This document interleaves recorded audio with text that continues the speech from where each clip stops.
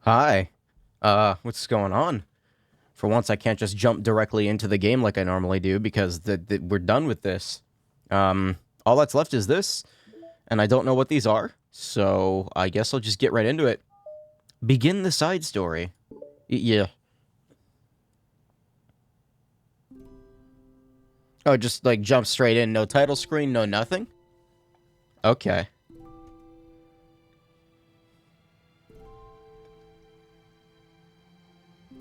I'm still a little bit groggy, so hopefully that wears off eventually. It won't. I will do my best, though. It's weird to see parts of the school that we haven't seen before. Oh, hi. Okay, everyone. The new song, the literature club, is starting. Let's all have a seat and take attendance. I miss debate club.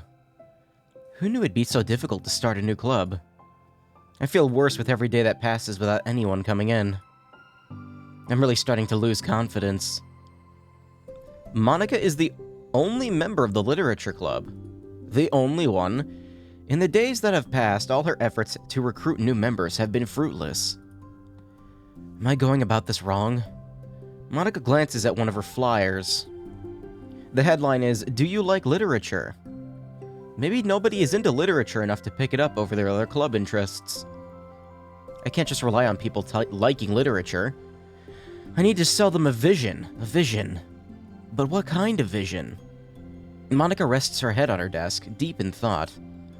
But before she realizes it, the recent nights of staying up too late start to catch up to her. I can read. It's so quiet, and the noise of the air conditioning is soothing. Fuck, my lips are like super dry today for some reason. I must lubricate them. Look, it's not weird, okay? Hello? There's like a weird flash there for a second. Suddenly, a voice causes Monica to snap awake.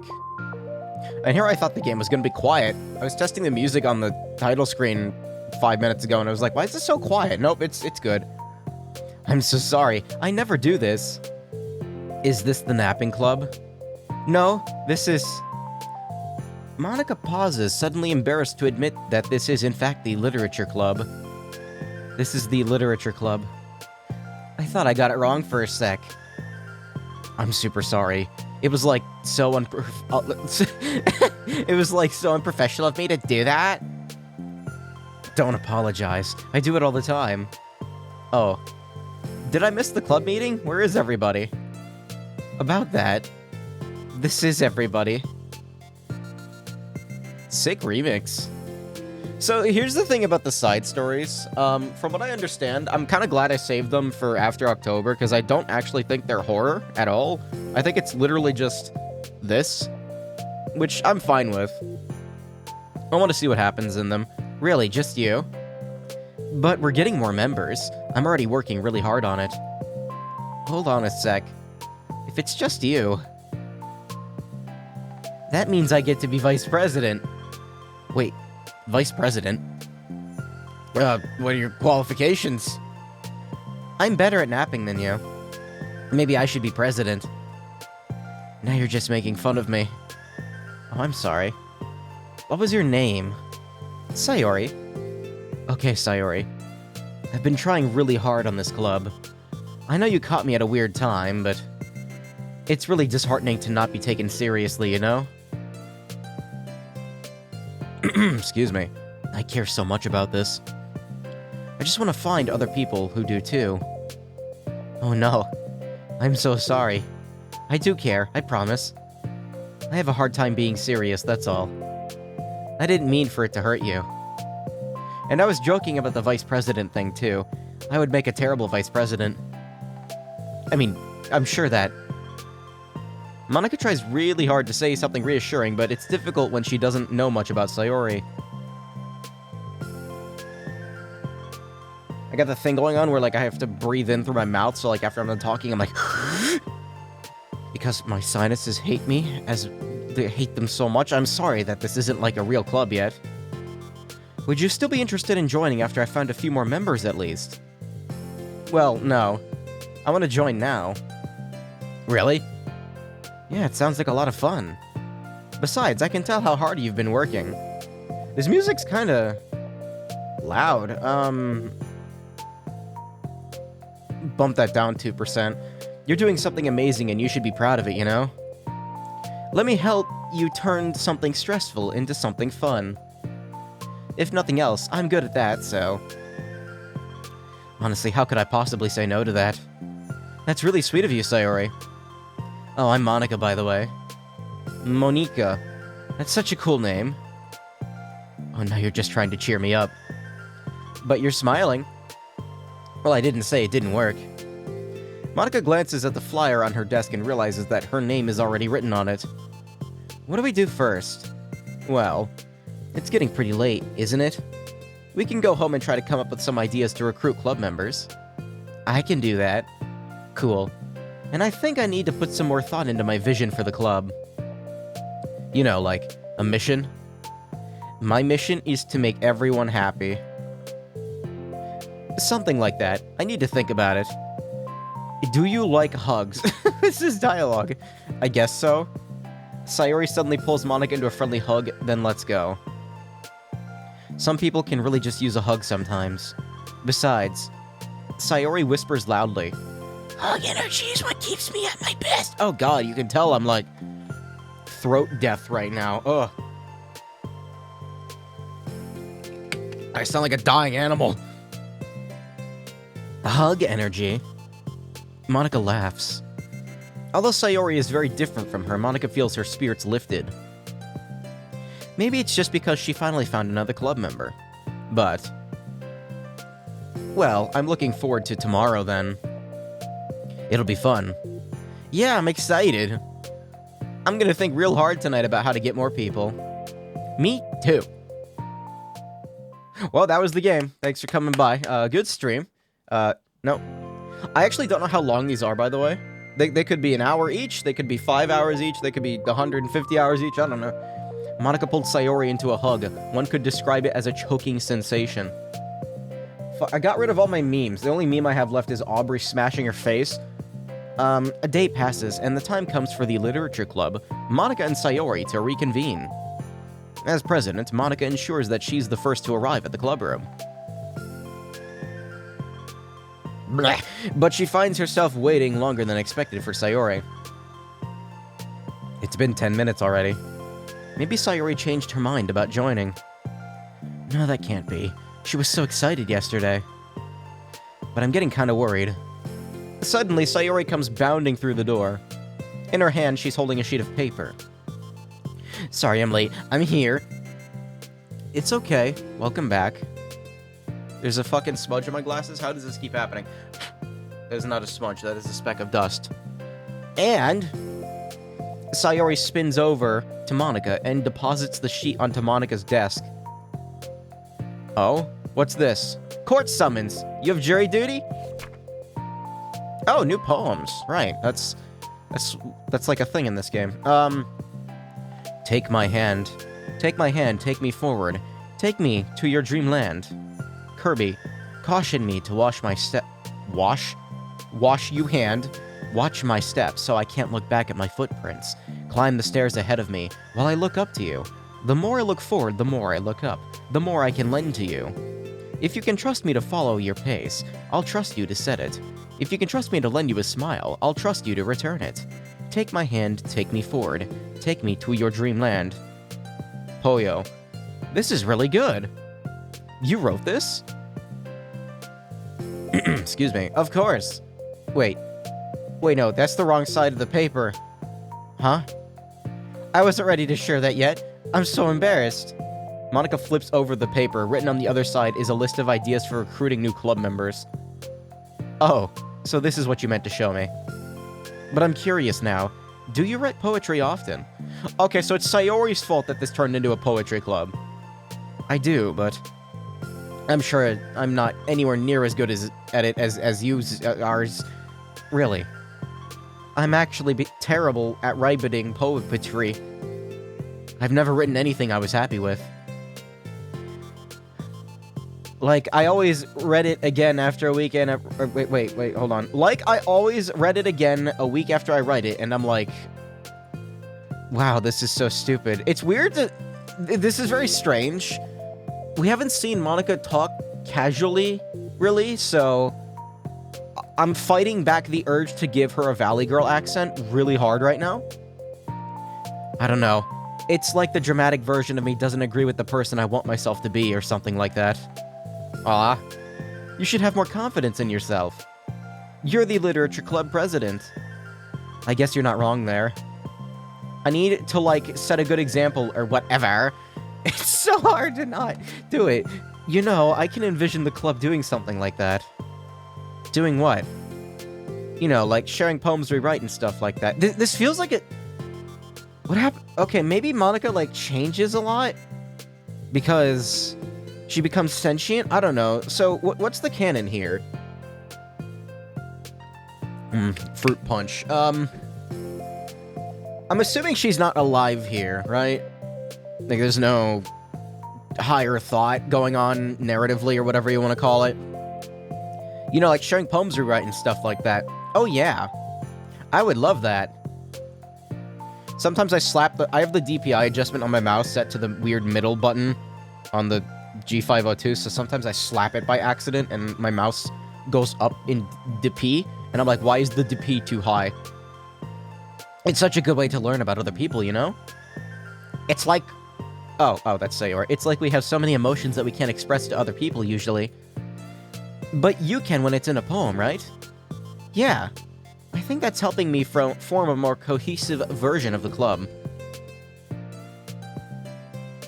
I'm so glad you showed me. Well, even though it was by accident. What the fuck? Mate? Dude. Where is this, like, adhesive dust coming from? Not only does it land on my glasses, it then adheres to it and does not come off again. And then I try to clean them off and it smudges. Maybe my eyes are launching projectiles out every time I blink. Me too. I felt embarrassed at first, but it feels kinda good that someone else read it. I'll try to show you more of them in the future. I'd love that. Oh geez, I'm getting distracted. Do you want to go over this recruitment brainstorm together? My brain stormed so hard. It was like a brain hurricane. My brain is a natural disaster. Sayori, that's terrible. Why do you gotta talk about me like that? Anyway, let's take a look at the list. Make cupcakes. I was hungry, but it's a good idea, isn't it? Let me think about this. I mean, when would we have the chance to give people cupcakes? You know, like when they come into the club? What if we had free cupcakes on the flyers? Free food is an amazing motivator, Monica. I'm kind of worried that would bring in the wrong kinds of people, you know? No, Monica is not canonically a Valley Girl. We heard her speak at the end of the game. So, no, I can't do this to her. Now that Nutsuki won't go into her funny pop-up plotline, it's gonna be tough to not die to her tsundere. We'll see. I don't know. We're not on the Nutsuki route yet. Is there a way... There is no save for these. Okay. They can't be that long, then. I was gonna save and go back to the menu, but I guess that's not allowed. Wrong kinds. People would come in just for the cupcakes and then leave. Monica, come on, you gotta learn about marketing. You gotta give them an incentive to show up. You gotta sell them on it. And then charge them for... Wait, no. Nobody would do that. That would be mean. But you know, I want to find people who are really into literature. Even if they don't know it yet. Well, cupcakes will help. Let's see, the next thing on the list. Hunt for people reading books. I don't think I get it. Like going around the school and finding people who are reading books, you know? Like in the morning or during lunch. And we tell them to check out the literature club. The problem with that is, like...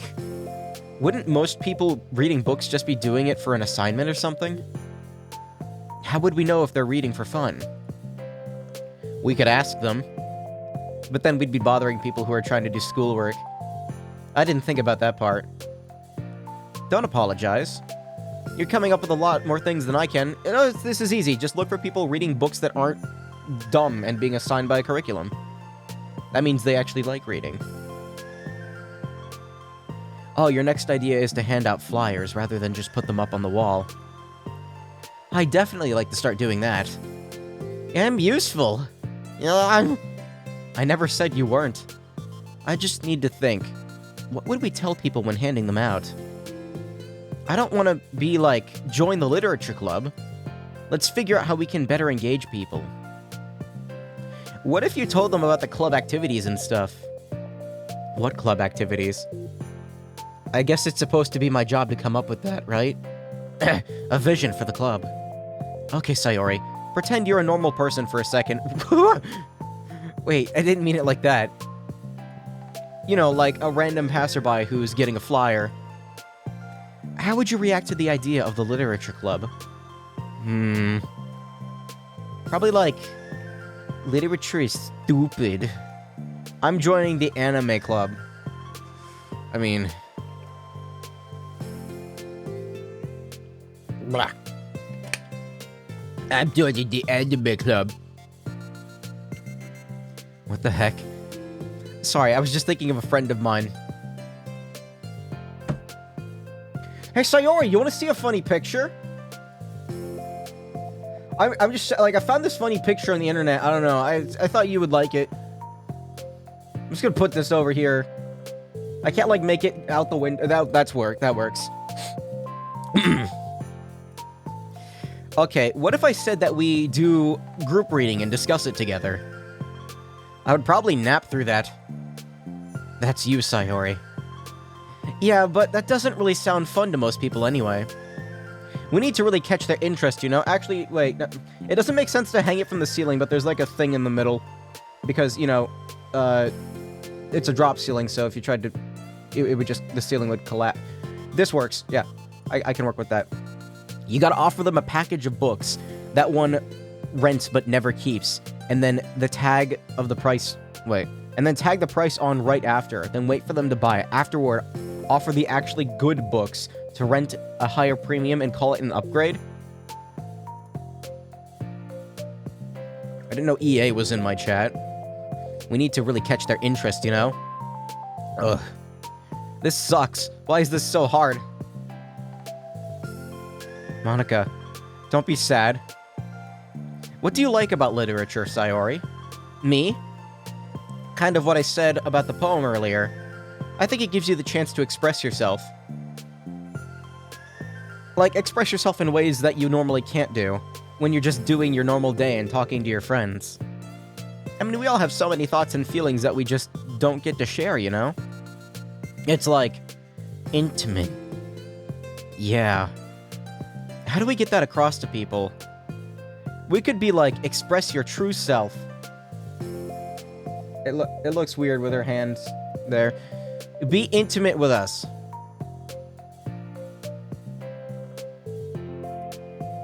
Okay, that's kinda... I'm just kidding. Oh my gosh. What is it? I forgot all of my things in my classroom. I must have gotten too excited and rushed here. Rushed, but weren't... Never mind. Did you want to get your stuff then? I'll forget it if I don't do it now. Well, I'll wait for you then. Okay, it'll only take a second. Sayori dashes out of the room, leaving Monica momentarily alone. Monica sighs and starts jotting her thoughts on a sheet of paper. Express yourself. Be who you want to be. Make new friends. Discover a new you. Discover your heart. No. Become a magical girl. Write your heart out. No. Right into your heart. No. Stab your heart with a kitchen knife. Right the way into your heart. Join the literature club. Right the way into your heart. Wow, that's lame. Monica! Ah, you startled me. Sorry, but it's something important. Congestion. my way to the classroom, there's a girl reading a book. Okay, it's probably gonna be Yuri. Maybe. It could be Natsuki, I'm not sure. Reading a book? Let's hurry and recruit her. I don't know, like, who is next to join, you know? Wait, are you sure she's not just doing homework? I could tell she was really into it. It's Yuri. Well, I guess we could take a look. Monica grabs one of her flyers and stands up from her desk. Then the two depart the classroom, with Sayori leading the way. This way! You don't have to run. Sayori leads Monica over to a particular classroom, then lowers her voice to a whisper. In here! Monica peers through the window. Sure enough, there's a girl sitting alone, intently reading a book. I feel like a creep doing this. You should go inside and talk to her. Oh, whoops. Me? Me?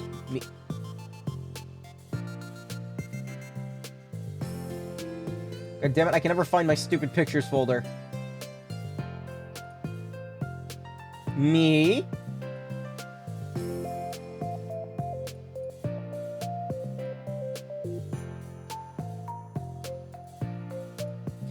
You're the president, and I would probably scare her away. Okay, fine, I'll do it. Monica takes a deep breath, then timidly enters the classroom. I keep thinking I'm getting notifications on my phone, but that's just the fucking monitor reflecting off of it. I'm gonna put it face down on the side of the desk. That was fast. I'm so embarrassed. Why? What happened? Well, I entered the classroom and she didn't even look up from her book. So I kind of just left the flyer on her desk and then walked out. That's kind of cute. But I'm sure she'll see it and want to join the club. I hope so. Shall we head back now?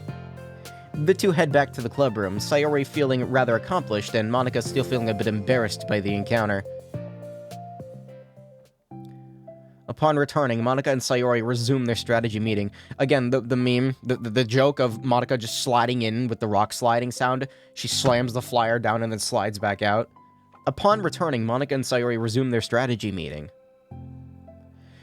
They discuss various different kinds of recruitment tactics, from professional to silly. After going through Sayori's list, and Monica coming up with ideas of her own, the two end up in a better spot than from when they began. I would say today was pretty productive, wasn't it? Yeah. I think we're starting to make progress. I can't wait to get some new members. Hey, what's this? Sayori peers at the sheet of paper Monica was jotting on earlier. Oh, don't mind that.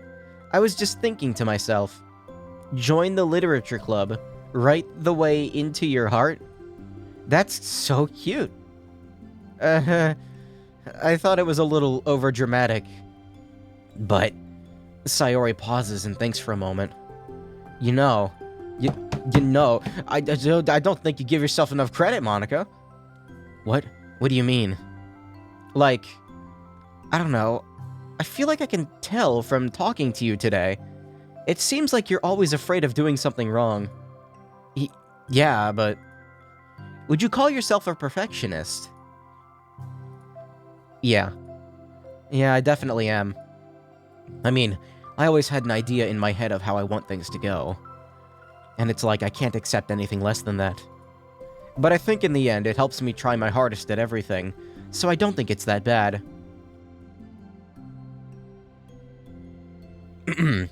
Like with this club, we have an opportunity to make it exactly how we envision it. But it feels like we only have one shot at it. So, I'm just really afraid of deviating from that. The vision. What's the vision? It's... Monica pauses to think, then shakes her head to herself. She sighs. I don't know. I just want everyone to... Monica trails off. Smiling, Sayori taps her finger against the sheet of paper. Right the way into your heart. I'm just imagining she's like slapping the desk. Oh, whoops. I think what you're trying to do is to make the club that you need the most out of anyone. Well, you're the one that knows yourself best, of course. But I'm here to help you. Monica returns Sayori's smile. It's sort of amazing how kind you are. We're really gonna make this the best club ever. Sayori nods, and the two remain silent for the moment, lost in thought. The only sound is the steady whisper of the air conditioner. And the only movement is the afternoon sunlight, trickling its way in and out of the moving clouds. Sayori breaks the moment with a big yawn. Oh, don't do that. You're gonna make me yawn in real life. Ugh. I'm too tired for this shit. Time to go home? You tell me. You're the president. Blah. In that case, today's meeting is officially over. I look forward to tomorrow. Me too. Sayori beams and grabs her things. You can go on ahead. I need a few minutes still. Oh, I can wait. That's alright. I just want some alone time. In that case... Sayori waves enthusiastically at Monika. Good luck. Monika smiles and waves in return as Sayori spins her way out of the classroom. All alone, she sighs to herself and takes a minute to zone out. She wasn't prepared for the self-reflection encouraged by Sayori, but she decides it was something she probably needed right about now.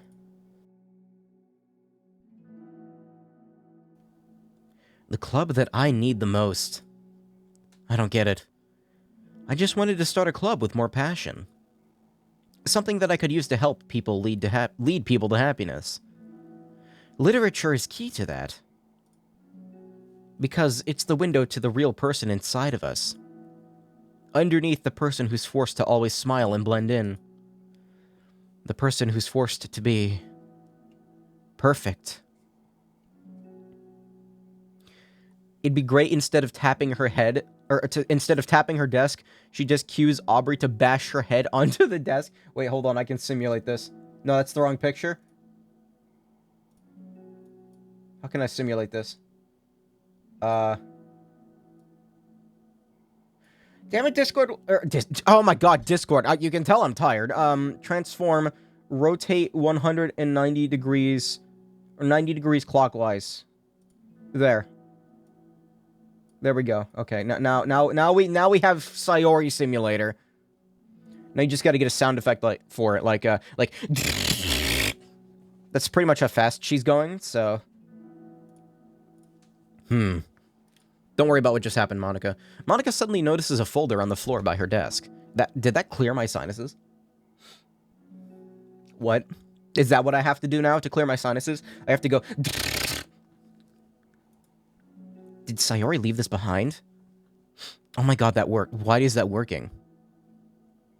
What the... I don't know. I hope it doesn't have her homework in it. Worried, Monika opens the folder to check. Poems. It's a folder of poems.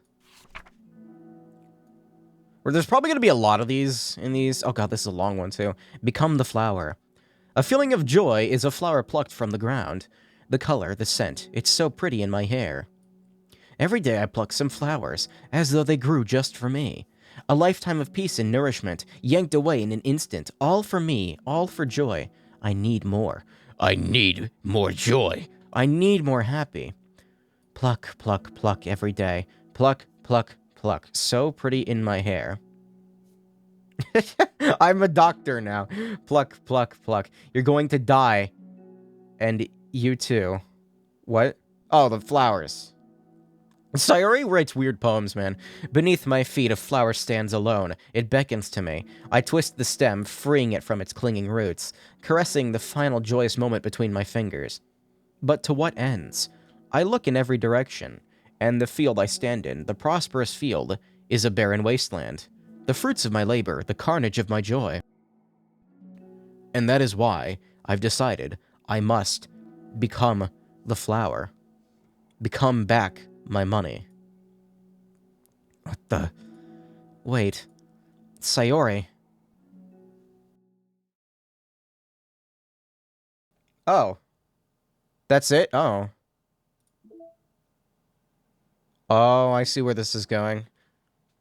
Motherfucker. I'm ignoring this. No, there's a smudge on my glasses. I don't know where it came from. Mail. Character discrepancy. Having run the control simulation for a while, it's evident that a certain character is missing from any mention or appearance. This makes me speculate that Monika's meddling is less clumsy than we think. Because she would have had to manufacture this character herself as a way of forcing interaction between her and her user. Could that be why the character has such limited and dissonant personality traits? Or am I reading too much into this? I'll open an issue to start tracking info and observations of the anomaly of this character appearing. Oh, interesting. Okay. I didn't think this would get more into, like, the fucked up side of things. No, I thought this was... Oh. I got a Sayori. And a Monica. Is that it? Those were the missing poems. It's a little weird that they're slapped down the front like this, but that gives me hope that I actually will get to see them all. Oh. This is a new one. Acquire all of Sayori's other poems. There once was a ladybug. It was so small that it took a really long time to crawl from here to there. It was very tiring to fly for too long. Nobody squishes ladybugs because they're cute. What are those orange things called? They look like ladybugs, Asian beetles or something. Hold on a minute. I need that because I fucking hate those things.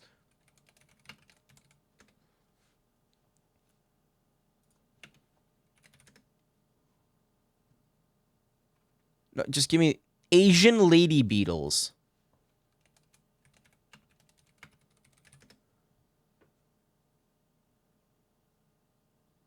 Yeah, these fucking orange ones, I hate them. They're fucking everywhere, and I think they can bite you, too, but I'm not sure. I haven't actually had it happen to me, but they've gotten inside the house before, and I've had to, like, exterminate them. Nobody squishes ladybugs because they're cute. Does that make them better than other bugs? Do ladybugs know they're cute? I think they're too preoccupied with bug things. And so the ladybug crawled around and did bug things. This story wasn't really going anywhere. But I know you don't mind.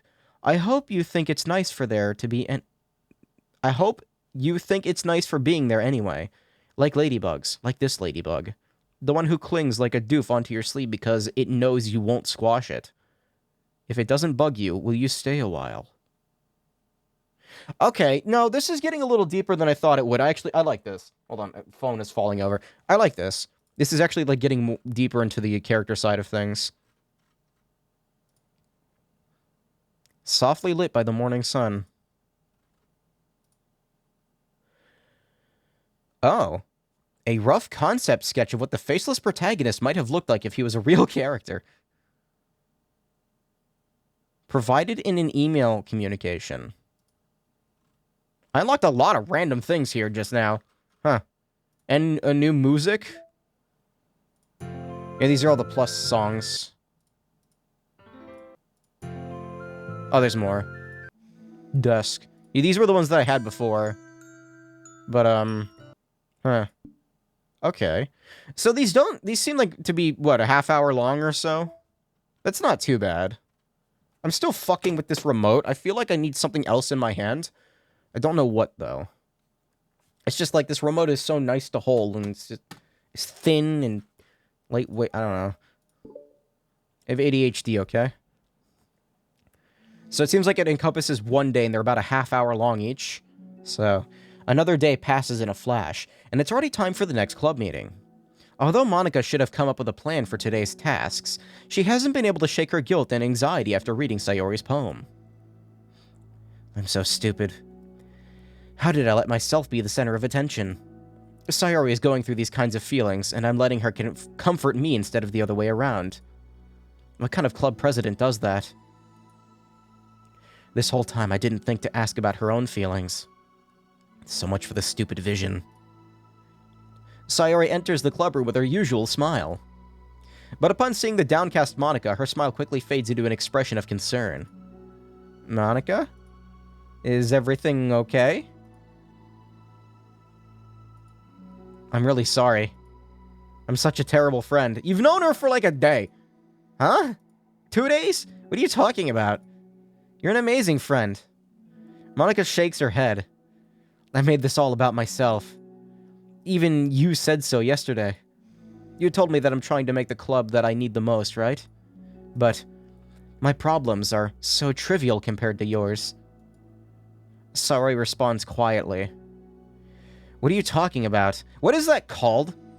When you have your own personal problems, but you can't stop comparing it to, like, other people, so you're like, oh, it's not actually that big of a deal. I feel like there's a name for that, and I just don't know it. What are you talking about? But as she says that, her face darkens. Through the silence, Sayori mutters her realization. I left my folder here. Monika stares blankly ahead, unable to come up with a response. I wasn't ready to share those. Now you're worrying about me. I don't want that. But why? We're friends, right? Wordlessly, Sayori nods. Friends look out for each other. I'm gonna be here for you as much as you're here for me. Another long moment passes in silence. The air is incredibly heavy. This is different. It wasn't just about you yesterday, it was about the club. Besides, things were so happy yesterday. You don't need to do this all of a sudden. I don't want it. I like happy. So, if you do this, then you're just being selfish. Monika massages her forehead, struggling through the frustration of such a paradox. It's understandable that Sayori isn't ready to share certain things. But as unfair as it is for Monika to pry, it's also painful for Monika to force herself to ignore the needs of her friend. I'm sorry I looked. I disrespected your privacy. No, I don't blame you for looking. You would have at least needed to check if it was mine. Yeah. Monika takes a deep breath. Okay. I understand that you don't want me to worry. And I think I'll be able to put this aside so that we can move on. But can you promise me something? Promise you what? Monika pauses to collect her thoughts. This is the Literature Club. It's a place where people can express themselves in the ways that life normally doesn't allow them to. That's the vision. In fact, it's our vision. Right the way into your heart, or whatever. So I just want you to promise me that you'll remember that too. It doesn't have to be right now, but I want to be here for when you need it. I want us to be ourselves like that. I want us to be ourselves like that. Yeah. Sayori smiles gently. I'll promise if you promise. Unable to help it, Monika returns Sayori's smile. I promise. Me too. As the conversation closes, the mood in the room is lifted. With that behind them, it's time to proceed with the club activities. So, want to teach me about poetry? Huh? But what about recruitment? It's fine. We have plenty of time for that. But right now, I feel like I want to do this. I mean, I do have to fulfill my end of the promise, you know? There's no way I could say no to that. Just don't expect much. I do a lot of writing, but it's not like I'm a scholar or anything. That's fine. Why is my mouth so fucking dry today? I'm even drinking Hydration Sports Drink number 4. X-Ion 4. Advanced Electrolyte System. Helps replenish 4 electrolytes lost in sweat. There's a whole 4 electrolytes in this drink. Oh my god. That's so many. Holy shit. I think I just need, like, some motivation. I never know where to start when it comes to writing poems. And starting isn't so hard. You just kind of need to write down your feelings and see where it takes you. Yeah, but that wouldn't come out any good. It's not supposed to. You're gonna have to fight your perfectionist mind on this one. You can just start by writing your feelings and see what kinds of things it makes you think of. And then you can turn your feelings into a little story. You can get your feelings down first, and then make it sound pretty later. It's not like building a railroad where you go from one end to the other. It's more like a collage, where you find all the things you want to put in, and then you arrange them in a pretty way. At least that's how I do it. It's not like it's the only way. But it's a really good way to not get stuck right at the beginning. I understand. I always get so caught up in how it sounds that I forget about what's actually important. Monika pulls out a pen and paper to start writing on. Stop being a perfectionist. You idiot. I'm just kidding. Monica scribbles out "you idiot" after she writes it down. No. Keep it. What? Why? Self-deprecation is funny. Are you calling me an idiot? Ugh, I need to sit in a weird position now. Because, I don't know, my body demands it. My legs feel like they need stretching. Of course not. But the point is that you're not supposed to police your feelings, right? Be as dramatic as you want. But I was just... Oh, yeah. Underneath the scribble, Monica rewrites "you idiot." She stares at the paper. Her words stare back at her. It's kind of funny how I wrote that down. How I wrote down what I'm mad at myself for, and then did the exact same thing anyway. This is really going to take some getting used to. I believe in you. Thanks. I do too. Me, I mean. Me? But also you, of course. Oh, wait, hold on. You.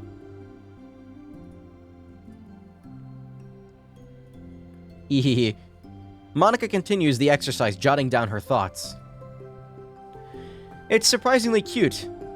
Whoa, where did that come from? It's surprisingly quite a struggle to write without overthinking it. My brain just, like, inserted a word that didn't exist there.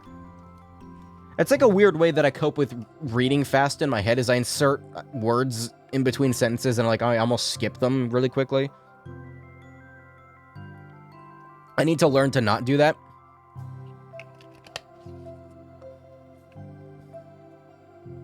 Water. High fructose corn syrup. Less than 0.5% of citric acid. Natural flavors. Electrolytes. Salt. Monopotassium phosphate. Magnesium and calcium chlorides. Modified food starch. Glycerol. Ester of rosin. I don't know what that is. Calcium... What? Calcium disodium edta to protect color. MCT vitamins B3, B6, B12, niacinamide, pyridoxine, hydrochloride. Who the fuck names these things? Scientists, probably. Cyanobalamin. Red 40. Oh, that's my favorite ingredient, red 40. Ascorbic acid to protect taste. It's a good thing that color protectant is in there. But after a while, with Sayori's guidance and encouragement, Monica's sheet of paper begins to look fairly lively, peppered with all of her random thoughts. Oh. Monica looks up and down her sheet. Gosh, I feel so tense looking at this. I hate it. But it's also kind of liberating. I can tell how hard you're trying. It makes me happy. I think you'll be good at writing poems. Don't give me too much credit. I have to try really hard at it. But I think it's something that I'll enjoy doing. With you. Sayori beams. I'll stop here, but we still have some time. Let's try to work on a new flyer for the club. I won't be so picky about the language. Let's do it. Monica and Sayori proceed with their work. With each passing day, the two of them become more confident in the club. Not simply from their recruitment planning, but from their vision as well. As their bond strengthens, so does the essence of the literature club. Finally, they begin to truly feel it's only a matter of time before they find more members. Is that it? Oh. I'm kind of just like holding my mouse to my right. I'm just like, I'm kind of afraid I'm going to drop it, actually. I probably shouldn't be doing this. Another day passes. Oh, no, there's more. As usual, Monica is the first one to the clubroom. With her is a printout of the revised literature club flyer, complete with all the new ideas Monica and Sayori came up with. If only this was the flyer we gave to that one reading girl the other day. It's so much more attractive than the old one. But the new catchphrase is featured clearly at the center of the flyer. Write the way into your heart. Surely common sense would say that one writes from the heart, not into the heart. But the message being delivered is the one that can use writing to discover themselves. Hopefully Monica and Sayori had that thought. Hopefully Monica and Sayori had thought that it would be enough to garner some curiosity from the students. Why do I feel so tense looking at this? Monica thinks back to the previous meeting when she performed the writing exercise. Suddenly a Zoomer bursts in through the classroom door, throws down the flyer, calls it cringe, and Fortnite dances out. Was I always this bad at expressing myself? How am I supposed to be president if I can't even demonstrate what the club is supposed to be about? The literature club is truly beginning to take form. But with that, the weight on Monica's shoulders only becomes heavier. Debate club was always about rigid structure, formulating airtight points and counterpoints, and delivering them with conviction. It was about the person on the outside. That's why Monica was so good at it. It existed entirely within her realm of comfort. It's suffocating. I need to break through this mental wall. I need to learn to express myself for real. Monica pulls out a sheet of paper and grabs her pen. She presses the tip of the pen firmly against the paper. But her hand doesn't move. Can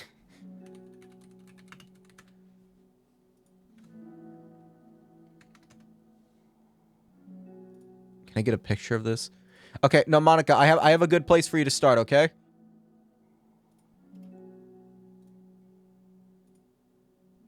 God, it's so much fucking work just to download a picture for a joke.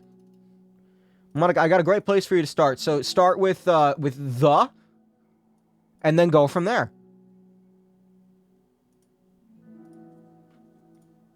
Instead, a tiny blot of ink collects around the tip of her pen. Monica lifts her pen and stares at the little blotch. For some reason, she feels compelled to run her finger across it. As she does, the black ink smears across the paper, ruining Monica's canvas. Ugh. Out of spite for herself, Monica presses her pen down once again, letting the ink collect. She creates a second smear on the paper. Come on, Monica. Just move your hand. Monica writes. Now, this is called art. This is what I get for seeking perfection. A stain. Huh. Monica slides the paper away from her and puts her head down on the desk.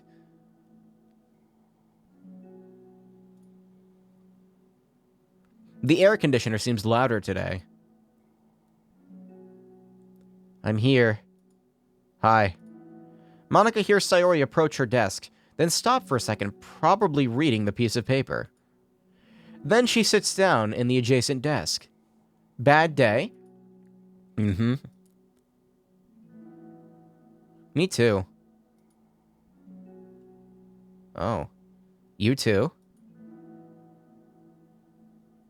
The new flyer looks so good. You've been working so hard.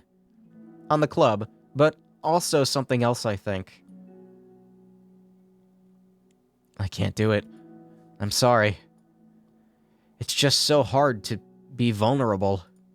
Sayori takes the sheet of paper from Monica's desk. She writes something down, then stares at it for a while. Can I trust you? Of course. You can trust me with anything. Sayori gazes at Monica with sadness in her eyes. Understanding the signal, Monica takes the paper from Sayori's desk and reads it. Oh, God. Oh, fuck. Sometimes I want to die. God, what happened to Funny School Literature Club, huh? I thought this was gonna be more like the beginning of the game. Hoi! It's not even, like, there's no scary here, it's just sad. This is really, really hard for me. Her voice shakes. So if I can do it, then you can too. Because you're like a million times better than me. That's completely not true. Sayori takes a deep breath, trying to steady herself.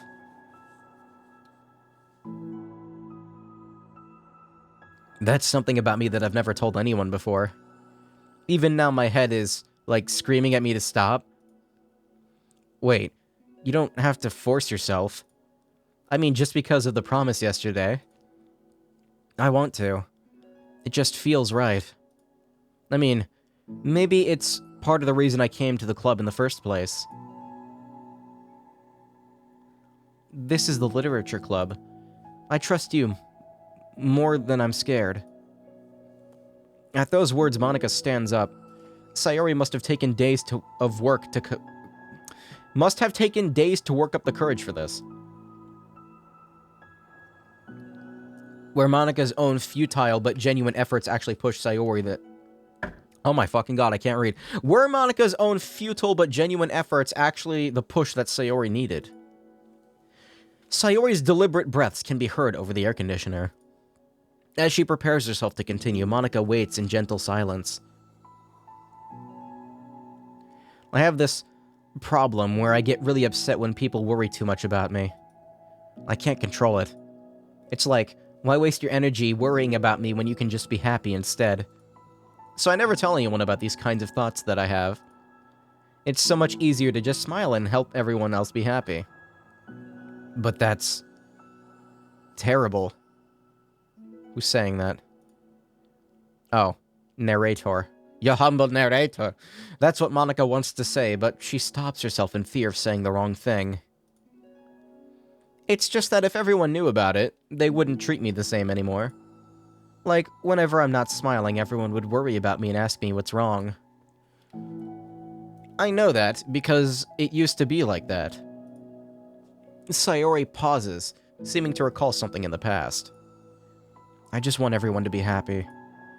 That's the most important thing to me. And letting people look inside my head doesn't bring happiness to anyone. Sayori pauses again, her solemn expression making her look almost like an entirely different person. How did you find the courage to tell me this? You're not worried that I'll be one of those people too? I am worried. Part of me really hates myself for doing this. But another part of me, I think, just felt like it would be different this time. Whenever we talk about what the club is supposed to mean, I kept feeling like it was right for me to do. Especially after you've been trying so hard to express yourself. It just made me feel like I could say it in confidence, and our friendship doesn't have to change. It's so silly. The club is only 2 people, but it already means this much to me. Monica feels a tightening sensation in her heart. Uh-oh. A feeling of connection as Sayori's emotions radiate between them. Me too. Social link acquired. Maxed out. You can now fuse... Hell, I don't know. I was so lost until you showed up. You're so brave, Sayori. You're so strong and brave. I don't even compare. Monica steps forward. But if nothing else, I can at least offer you some hug energy. If you'd like. Aw. Wordlessly and without a smile, Sayori rests her forehead on Monica's shoulder. Oh shit.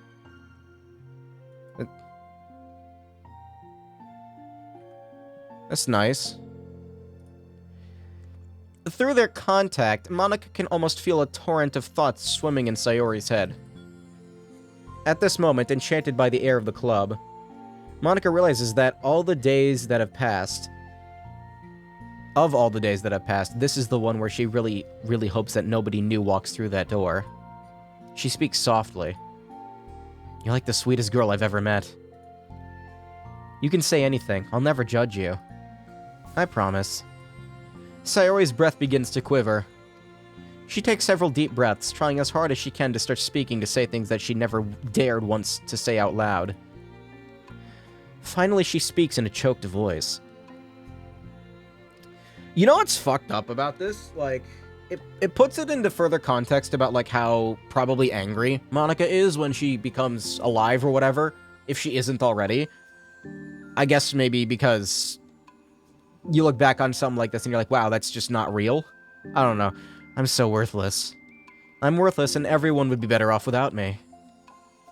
She suppresses a sob as a tear falls down her cheek. I'm just an inconvenience to everyone.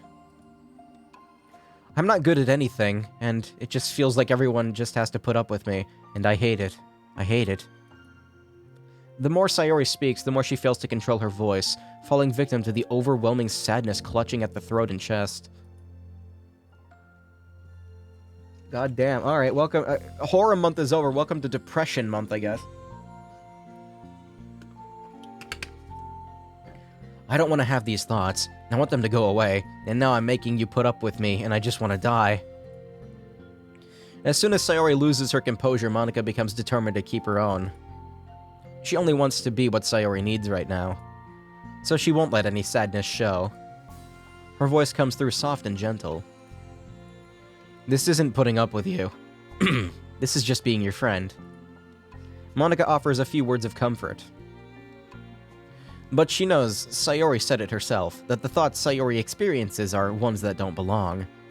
And Monika can't magically make them go away. The most she can do is help Sayori battle them, like any good friend would do. I just now noticed there's like a weird...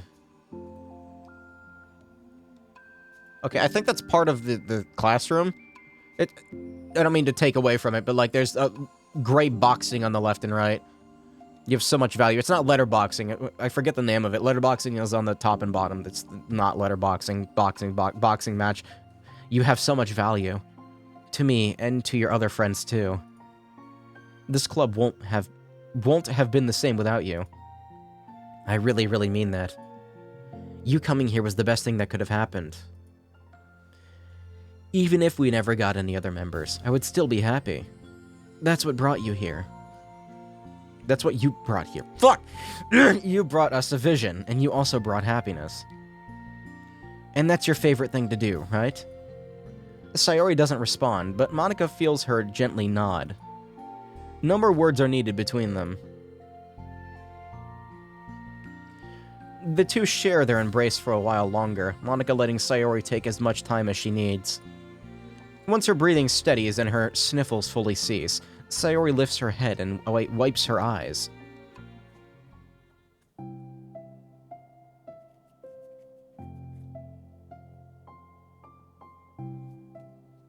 Sorry, my hand hurts. I've got dermatitis. Stop itching! I guess I needed that. Some days are harder than others. You know, when parts of your body itch chronically, instead of scratching them, you have to slam them into an object. The pain is better than the itch. I'm here whenever you need me. But any other time, I'll make sure that things are the way they usually are. If that's what makes you happy. Thanks. You're the best. No, you are. No, you are! The two exchange smiles. You know, I'm sorry to bring this up all of a sudden, but have you considered talking to a professional? No, that costs money! Sayori nods. It's scary. Also that, since it's already been so hard to tell people. Yeah. Well, of course, it will always be your choice, but if you're ever looking to find the courage for it, I can do my best to help you. Thanks. I think it helps knowing that you would. And Sayori suddenly yawns and stretches. That made me tired. And hungry. I won't make you do any work today if you're not up for it. No, I want to. I mean, I can say that it's definitely one thing that makes me happy. Monika smiles. But you might want to get a snack first. All of a sudden, the sound of the door causes them to... the two of them to turn their heads. The door opens halfway, then stops. A face peeks inside. A face that seems familiar. Oh, here it come. Never mind. Yeah, it's Yuri. Alright. Well, that was nice. What else do we have? OMG. Wait. Who's responsible for creating a Twitter account for Monika? I think it's hilarious, but for God's sake, don't tell Paula. I would get 404'd in a microsecond. Are you just relaying her tweets manually, or did you code some kind of pass-through layer to automate it? Based on the contents of the tweets, e.g. not screaming for help, I'd assume they're coming from the control simulation. What? They don't even know how the Twitter got made? Maybe Monika made it. I don't know.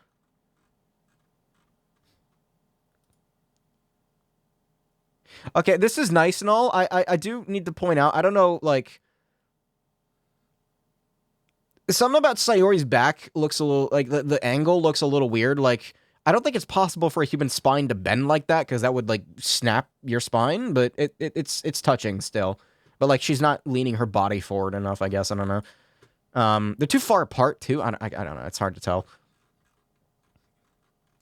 Just a weird perspective on it. Ah, yes, the funny talks. So funny. We got a new music? I have no idea what. Hug energy. Oh, probably that. So, let me think about this. Next thing is gonna be Yuri. The thing about Yuri is, like, Sayori has really, you know, has really problems. Sayori has problems. Yuri, she has problems, but I don't know if they're, like... How do I put this? I'm not gonna say that they're less severe than the others, but hers stem from, like, a... What's the term I'm looking for? I don't want to say this wrong.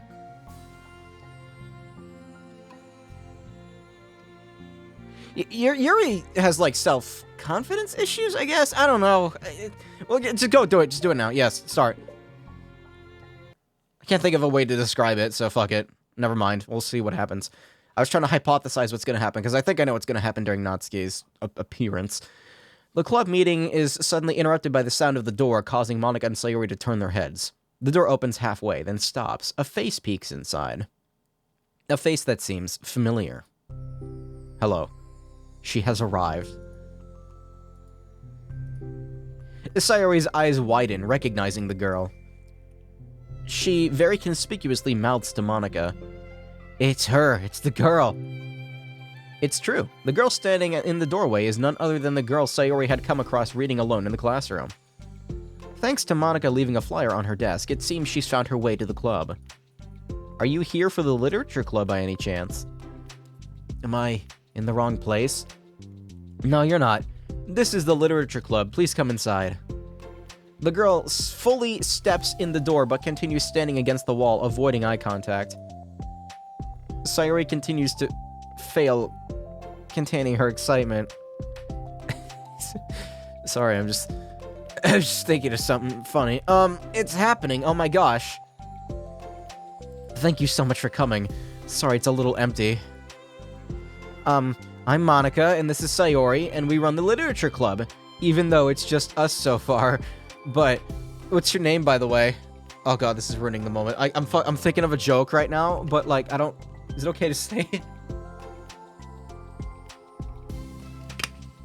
Can I find a picture of this, actually? I feel like a picture will explain better than me.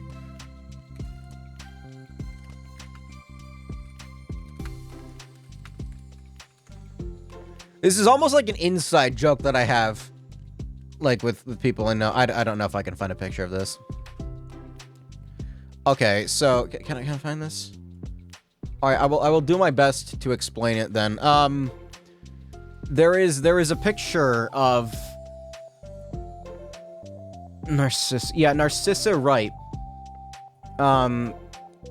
Like, in a video where they're begging for money, they're, like, against a wall T-posing, looking at the webcam, and they're, like, smiling while doing it. I was just imagining that's what Yuri was doing. I can't find a picture of it to explain it, but that's all I can envision at the moment, and it's really funny. What's your name, by the way? I'd like to join your club. Already? I made body movements as if you can see me doing that, too. Wait, really? Are you sure? I mean, I should be good enough. Everyone is welcome here. You don't have to be good enough. Oh. Do you want to have a seat? We'd love to get to know you. The girl nods, sliding over to a nearby desk and then gently sitting down. So what's your name? Yuri. I'm Sayori, and this is Monica. Sayori, I already... Nice to meet you. Do you like fantasy? You have activated her angry card. Like, books? Yuri looks at Monica. Fantasy is cool. Why does Sayori look so pissed? Yes, have you heard of Annabelle Dupont? I can't say I have. Oh, well, she's my favorite author. I'm on her 5th book, and it's just... Yuri grins and presses her knuckles against her cheeks in joy. Oh, I don't think I've seen her, like, with that expression before. That's a new one. You can borrow my books. I wouldn't mind. You're really in for an incredible experience. Monica stammers, caught completely off guard by Yuri taking control of the conversation. She glances sideways at Sayori, silently asking for help. I'd love to. It sounds like you're really into them, so they must be great. I'm so happy I found this club. Oh, I'm so stupid. Left all my books in my locker. I should have brought them. Yuri quickly stands up. I'll be right back. I'll go get them for you. You probably only need to bring one for now. Sayori nervously says that, noting to herself the considerable heftiness of the book that Yuri set down on her desk. True. Okay, I'll go get the first one then. Boy, she's zooming. Yuri exits the classroom in a flash, leaving Monica and Sayori silently exchanging glances. Oh my god, I wasn't prepared for this. How do you handle someone so intense? I have, like, no experience with fantasy, except maybe stuff that I read when I was a kid, but that's probably like a joke compared to what she's into. I'm sure it'll be fine. In fact, I think it's neat that we have different people who are into different kinds of literature. It'll be fun to learn from each other. Yeah, I mean, I don't disagree, but... What if this is her only interest? Doesn't it seem kind of like that? Monica, don't you think you should be more optimistic? We have a new club member. There shouldn't be room for anything but being happy. I'm excited to get to know her more, aren't you? I guess you're right. Sorry for being so hasty. I just got really anxious all of a sudden. It's past tense. It's because you're afraid of not being able to take the lead. What the heck? It's kind of scary how you can point things out like that, Sayori. Don't worry, when Yuri comes back, she's gonna slam down a 6,000-page book on quantum mechanics. That'll be real fun to read. I just like learning what makes people happy or sad. Yeah. Hey, you know what? You probably would be great at helping Yuri feel comfortable here. Maybe you could take a break from helping me with the administrative stuff and just focus on spending time with her. That's exactly what I want to do. Besides, Sayori lowers her voice. I'm probably gonna need all the time I can get. She taps her finger against the dauntingly chunky book Yuri left sitting on the desk. Dauntingly chunky. Right afterwards, the door opens to reveal Yuri's return. She has arrived. I'm back. That's another good word for thick. Dauntingly chunky. Her breath is slightly heavy, which combined with her short time gone indicates she may have ran at least part of the way. She makes her way back over to Sayori and sets the book down on her desk. Just as Sayori feared, the book Yuri brought in for her is just about equal in size to the one already on Yuri's desk. Well, there are probably a few things you should know before getting started on it. There are some things that are more explained in other books that take place in the same universe, so going over those would be good to keep you from getting confused at the start. Then what? Sayori nervously interjects. I was thinking that maybe today we could just get to know each other for a little bit more. You know, I think, like, if we're gonna be reading together, then I would like that. From across the room, Monica smiles and nods at Sayori while Yuri isn't looking. Oh, okay. Yuri sits down, then looks at her book, then glances around the room, showing no indication that she has anything more to add. So, what made you decide to want to join the club? Well, I like reading, so I was immediately interested. I had no idea that someone was starting a literature club, but that's my fault, since I haven't been paying attention to any of the club recruitment advertisements. I only found out because she... Yuri glances over at Monica. Monica came into my classroom and put the flyer on my desk. Suddenly, Yuri's face darkens, and she shakes her head at herself. I was so stupid. I got too nervous and I couldn't even look up, so she just walked out. It took me several days just to come here because I was afraid that Monica told everyone how inconsiderate I was, but I decided that was probably irrational. Wait. No, that was totally my fault. I felt so bad about interrupting you that I just walked out. I was actually really hoping that you would come by. Yuri exhales in relief. I always seem to interpret things as the worst possible scenario. Well, I was really nervous to come here for some other reasons too. Such as there being too many people. Not that I mind that much, but I have a really hard time having to meet large numbers of people at once. It's actually amazing that it's just the two of you. Excuse me. I definitely came at the right time. That makes me happy. I'm proud of you for working up the courage to come. Yuri smiles warmly to herself. I've never really had the privilege of sharing my interests with others before. It's so hard to find others who are into the same things I am, except online. So I thought the literature club would provide a chance for me to do that. What kind of other things are you into? Knives. Like genres? I don't know, just anything, even if it's not literature. Oh, just things you would think are dumb. Sayori pauses, a look of concern on her face. How about I tell you about something I'm into, and then you can tell me about something you're into? I suppose that would be okay. Okay. Well, I'm pretty into, like, crafty things. DIY TikTokers, as it were. Like making cute little collages or decorating things, like cards or jewelry boxes. You ever made a DIY glue gun? It's really easy to do, and it's also fantastic for burning your house down. My room's always cluttered with random stuff because I kept buying things to make gifts for my friends. Then I put it off till the last minute. Oh, he has returned. So yeah, that's something kind of silly I'm into. You sound quite creative. Not that much. It's just that you'd be surprised by how much you can do with scissors and glue and stuff. So I have to share something that I'm into now, right? Sayori nods. I guess I'm into nature. I love nature.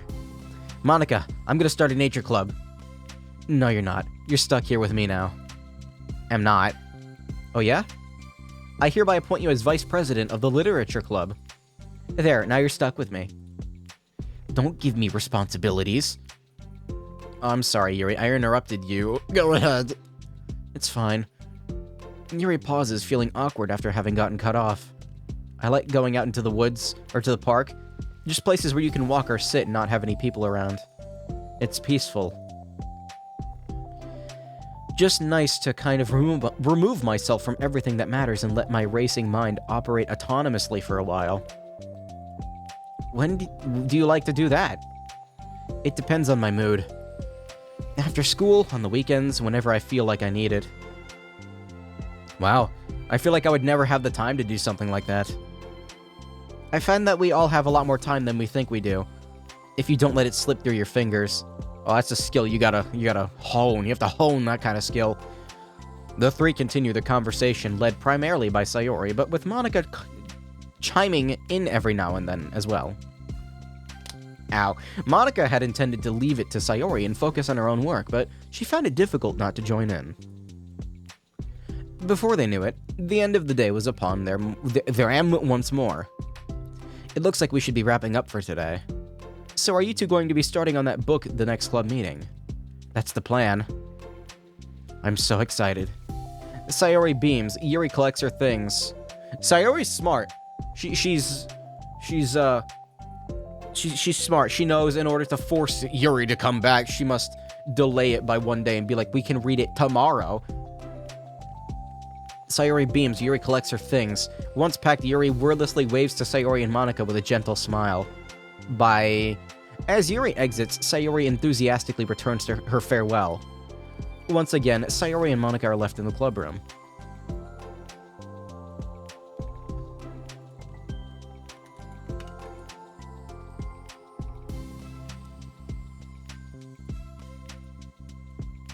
Why is it muted? Ryan, you're a lifesaver. I didn't do anything. I just talked. Still. Besides, it really lifted my mood. It feels really nice when I can put my energy toward other people like that. She was really excited to be included, you know. It made me happy. Well, there's no doubt in my mind that she'll have a great time here with you engaging her. How are you feeling about starting up the book with her next meeting? I'm kind of scared, but I think she'll be happy as long as I'm trying my best. I think you'll do great. After the surprise of a new club member, it seems like everyone has their spirits lifted with something new to look forward to. I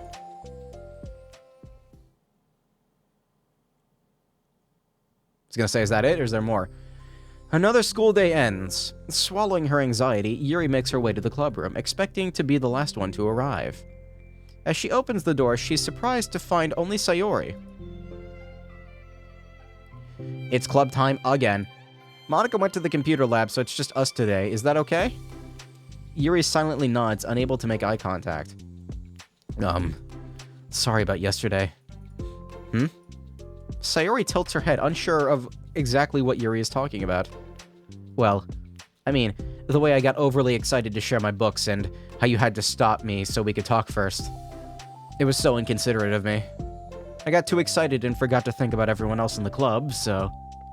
Why is my mouth so fucking dry, dude?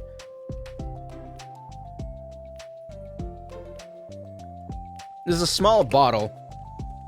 How many ounces is this?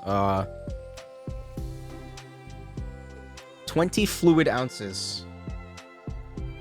Yes, just one of the tiny bottles. Go over there. Those bottles roll really well, which is weird because they have hexagons all over them. I was trying to like drag that out for the entire stream, but no, I guess that's gone now. Ahaha. Ehehe. Ooh. Yuri, you didn't do anything wrong. I thought it was cute how excited you were. You want to see some excitement?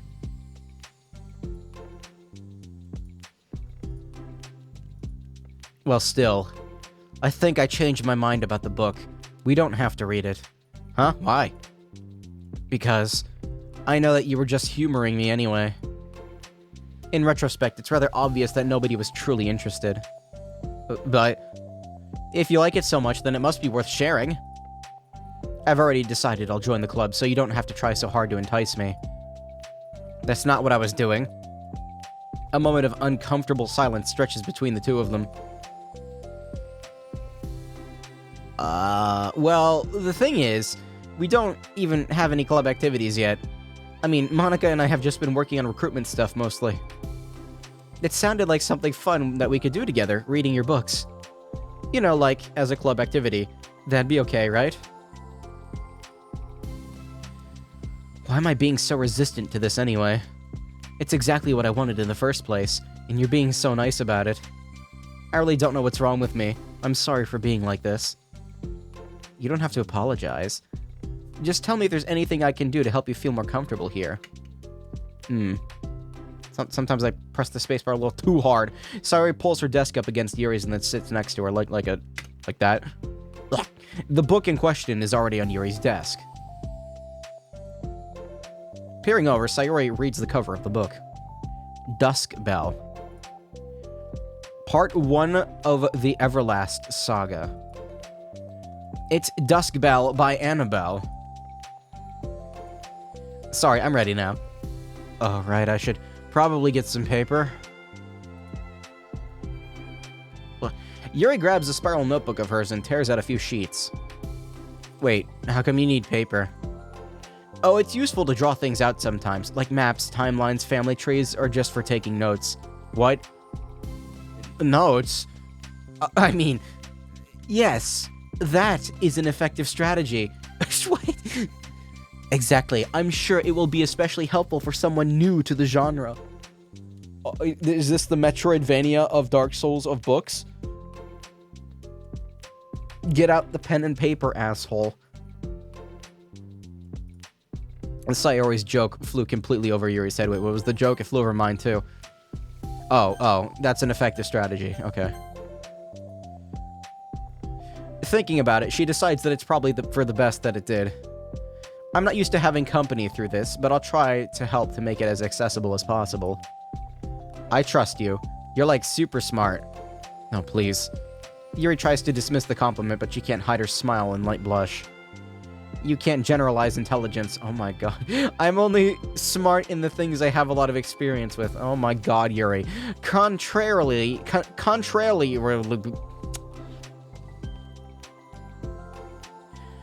I need help. I need help today. Help me, Google. Contrarily. Is that... Google doesn't even want to pronounce it. I have to find a YouTube video.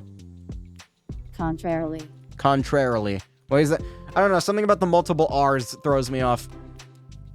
Contrarily, I'm awful at anything involving real people. That should be evident enough from the past 2 days I've spent here. In my eyes, it's everyone else who comes off as smart. Especially you. No. Sayori rubs her shoulder against Yuri's. You're such a sweetheart when you're not being shy. Anyway, would you like to get started? Okay. After the minor diversion between them, the two get back on track with their planned club activity. Yuri begins to guide Sayori through the basics of the fantasy world her story takes place in. The more of it she details, the races, factions, history, elements of magic, the more questions Sayori seems to have. Where is the wave beam? But despite Sayori's expectations, Yuri eloquently guides her through it in a way that such it's fun to follow along. It becomes evident that the world-building aspect of the story, excuse me, not just the story itself, is one that Yuri finds her passion leaning towards. How do people come up with this stuff? It's like the exact opposite of the kind of writing that I do. What kind of writing? Like poetry and stuff like that. The things I write are like just putting down the feelings that come into my head, you know? But this is like, there must be so much planning and hard work. You're into poetry. I think there's an appendix that includes some kind of kingdom's written works like poetry and folk songs. No way. Yuri giggles, filling Sayori's heart with happiness when she realizes it's the first time she's heard Yuri laugh. It means Yuri must be having fun. Anyway, I think we can get started reading now if you're ready. Okay, but I can't read very fast. Oh, that's fine. I'm very patient. Patience is something I pride myself in. I see. Sayori jots Yuri is patient into her notes. That's for the book. I'm just kidding. But I'm kind of glad you're patient because I need that sometimes. A lot of times. And Sayori flips through the first few pages of the book, getting past the table of contents. Okay, Chapter 1. The room becomes silent as the two of them begin to read. But the silence only lasts for a moment before Sayori speaks up again. What does vindicated mean? Well, in this context, it essentially means that he was proven innocent. It's okay to ask questions, right? Of course. What is a book? Sayori turns the page. Are these footnotes? A lot of the dialogue has cultural references that require explanation to be understood. The two continue reading. Yuri's relaxed expression remains unchanged. Meanwhile, Sayori's expression grows tense as she tries to make her way through the dense text. Up until now, their expressions had been reversed, with Sayori easily navigating social situations and Yuri struggling in them. But the tables have turned. Wait, are they talking about the past right now or the present? Where? Right here? They're talking about the past. These paragraphs are describing a flashback that Barnass is having. Barnass? But they didn't tell me that. It's implied from the context. Sayori rubs her temples. The two of them continue, with Sayori asking fewer questions. She begins to understand the value in the notes, as she finds herself referring to them somewhat often, and even adding to them. But her reduction in questions comes not from her getting used to the reading, but rather from her feeling that she'll come across as stupid. Me IRL? At last, Sayori reaches the end of the chapter. I think we can stop here for now. Okay. Sayori takes a deep breath and closes what little of the book she has gotten through so far. Chapter 1 of 600. So what are your thoughts on to this, the book? Sayori, the book? Sayori tries to find words. Am I doing well so far? I'm not sure I understand. Well, I don't know. When it takes me so long to read and understand things, it makes me feel really dumb. But I really like how into it you get. It makes me want to keep going and to keep doing my best, so I can see it in the way you do. The relaxation in Yuri's expression fades. I see. Yuri quietly gathers her things. Uh-oh. We can continue tomorrow, right? Yuri pauses, then shakes her head. We can do something else tomorrow. But I'm sorry. Wait, sorry for what? Sorry for what? I don't understand. I'm sorry. I don't want to do this anymore, that's all. I'm sorry that I made you. Yuri leaves. You weren't making me. Sayori is left alone with her words. How did this happen? We were having fun just a second ago. Okay, I know this is off topic, but like I'm holding my mouse in my left. I have to keep fucking with things. I'm holding my mouse in my left hand, and this mouse has like a magnetic door on the bottom that I keep fucking with. Put it down, you fucking 3-year-old brain. How did this happen? We were having fun just a second ago. It's my fault. I said something stupid and hurt her. I should have just told her that I enjoyed it. Monica trusted me with this. It's the only thing I'm good at, and I still messed up. Does this game have controller support, actually? Oh, I'm just gonna use a controller. What if she doesn't want to come back? Drowned in guilt, Sayori stares blankly at her desk, spread with notes. The books sit next to them. Right. If she wasn't coming back, then she would have left... She wouldn't have left the book here, right? Unless she just forgot to take it with her. Oh, this is horrible. Was it really because she thought I wasn't enjoying our time together? Or maybe she wasn't enjoying our time together because I'm not good enough? I probably let her down so much by having trouble following along. I'm sure if I was smarter, she would be having so much more fun. I need to do better for her.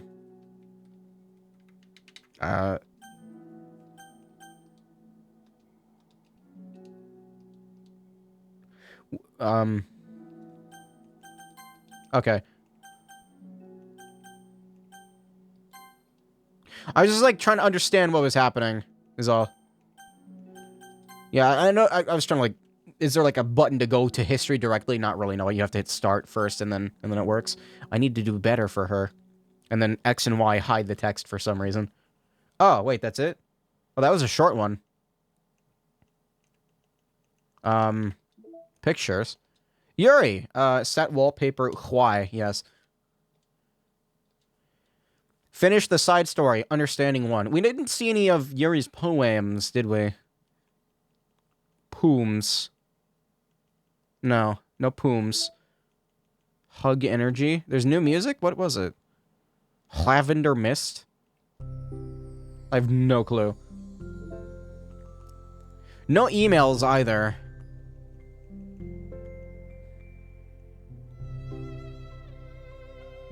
I'm looking forward to this one. I don't know, this one seems like it might be cool, but we don't even have the nut yet. The nut needs to show up, so we'll get to the nut. It feels weird playing this with a controller, man. For the first time, Sayori is the first to enter the clubroom. Anxiety courses through her relentlessly. Will Yuri show up today? Sitting at a desk, she stamps her feet in an attempt to calm down. Why am I letting this affect me so much? I'm doing everything I can to make Yuri happy. But my best wasn't good enough. But it was still my best. I did my best. But I'm letting everyone down. I'm always just a disappointment. As Sayori continues to wrestle with her self-deprecating thoughts, every tiny noise causes her to lift her head in anticipation of Yuri's arrival.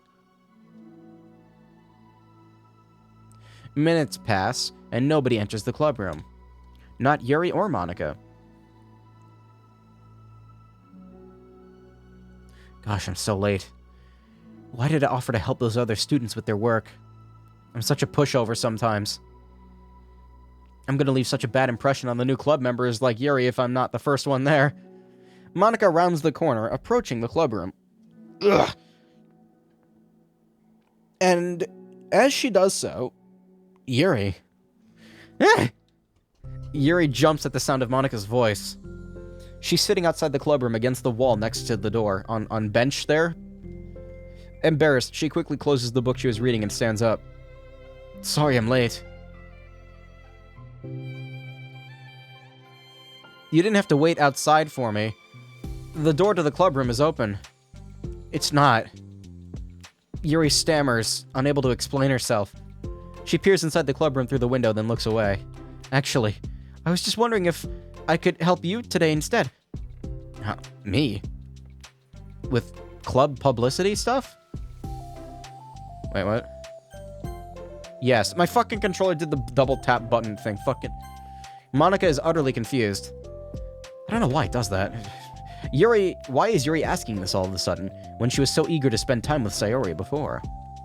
Did they not get along after all? Monica looks into the club room herself to see Sayori sitting alone. Okay.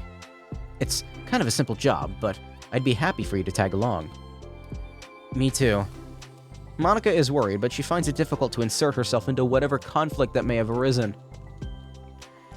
It's a little ironic. She realizes that she could be so conflict avoidant after having been in the debate club. Okay, let's take a walk together. I just have to make copies of the new flyer, and then go around to the billboards and replace the old ones with the new ones. Yuri nods and the two set off. The two walk in silence. Without Sayori, Monica finds it quite difficult to strike up conversation. So, how's everything been going? It's fine. That's good. Neither of them follow up with anything. How's the weather? Monica tenses up at the stinted conversation. How the heck does Sayori do it? Sorry I didn't see you yesterday. I went straight to the computer lab to work on the flyers. Sayori told me. What did you two end up doing yesterday? Just some reading. Oh, I'm glad. It's really starting to feel more like a literature club now. Yeah. It's kind of funny. I felt so intimidated at first when I heard about the kind of reading you were into. But you know, it's kind of stupid of me because I'm just intimidated by things I'm not good at. And it's silly to assume that everyone who comes to the club will just have the same interests as me. But it's cool that you were able to get Sayori into it. It's like the club is working. I'm really happy about that. She's not into it. Huh? She's not into it, and I'm stupid for forcing it onto her. Yuri falls silent again, as if she started her thought but can't figure out how to continue it. Oh, that's me right there?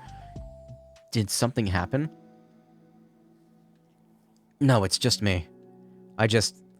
Yuri pauses. I'm thinking. Another moment passes in silence, then Yuri shakes her head. I shouldn't be complaining to you all of a sudden. Don't be silly. I won't think you're complaining. I just want to make sure you feel welcome. Welcome. If it's important to that... Fuck, I keep thinking I'm misreading. I'm not. If it's important to that, then you can tell me anything. Well, I do feel welcome. Too welcome, I guess. It's not an issue with the club, it's just an issue with me.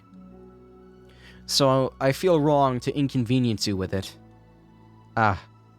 Monica pauses and thinks.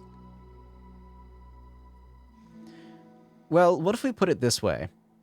It's my job as the president to understand the needs of the club members, right? We're going to have all kinds of people joining the club, hopefully anyway.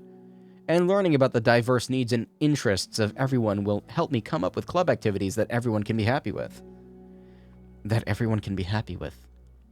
Not just only some people? Of course.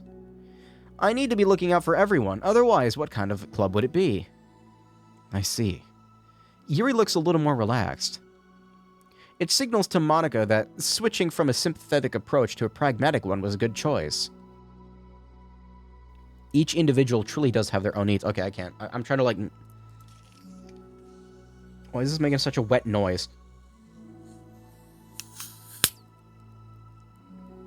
What is with these bottles? Like, it's like they store water or, like, fluid between the cap and the bottle in the sense of where the rungs are? The threading. It's threading. So every time I open one of these, it, like, explodes and launches fluid everywhere.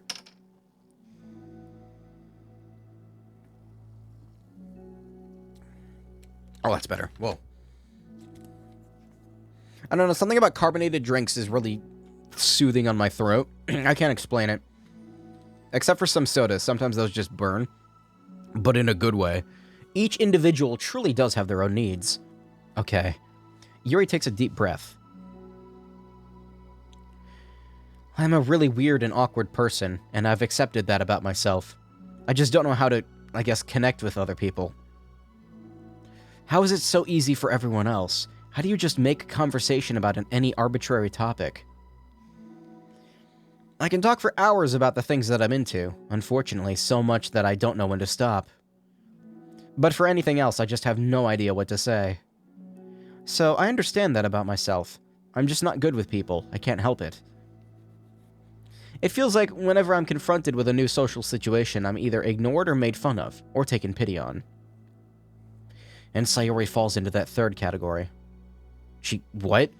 Hold on. You're saying that Sayori is taking pity on you? Excuse me. Yuri nods. I just want to be treated like a normal person. If you don't like me or you don't connect with my interests, then just tell me. I can accept that and move on. Sayori is too nice to me. I'm stupid for not realizing that she would just go along with whatever I pushed onto her. Nobody deserves to put themselves through that kind of discomfort just because they pity some weirdo who doesn't know how to make friends. It's the worst feeling. I hate it. Yuri's sharp words cut through the tense air. Somewhere in the middle of the conversation, the two stopped short in the hallway, prioritizing the conversation over their original task. Monika looks at Yuri. Yuri only looks down, with her fists clenched. I think you should tell her that.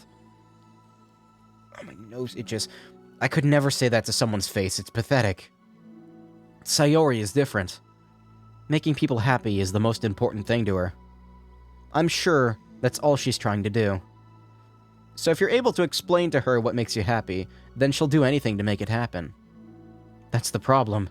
What kind of friendship has one person always trying to cater to the other person's weird needs? Sorry, I'm making myself sound so...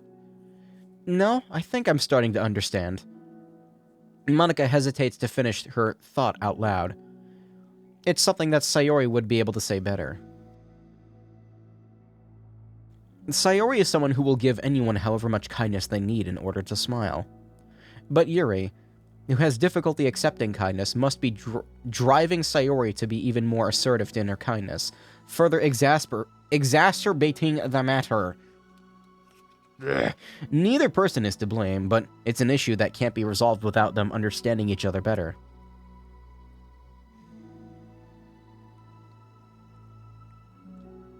Sayori wants to be your friend. I promise that. It's okay for different people to have different needs. I mean, Sayori, she has her own needs too. But good friends work together, and can be what they need for each other. I'm just gonna put this down, fuck it. I'm trying to drink and, use controller at the same time. It never really works out that well. You just have to have good communication and talk about it. I don't have good communication.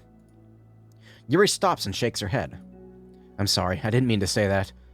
My head is just... It's so resistant to everything. I'm pushing such a kind person away from me because of it.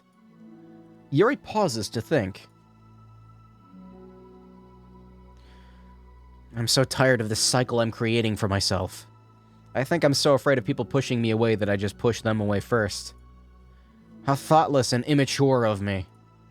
Yuri takes a deep breath and exhales. I didn't mean for this to turn into a whole venting session. Vent?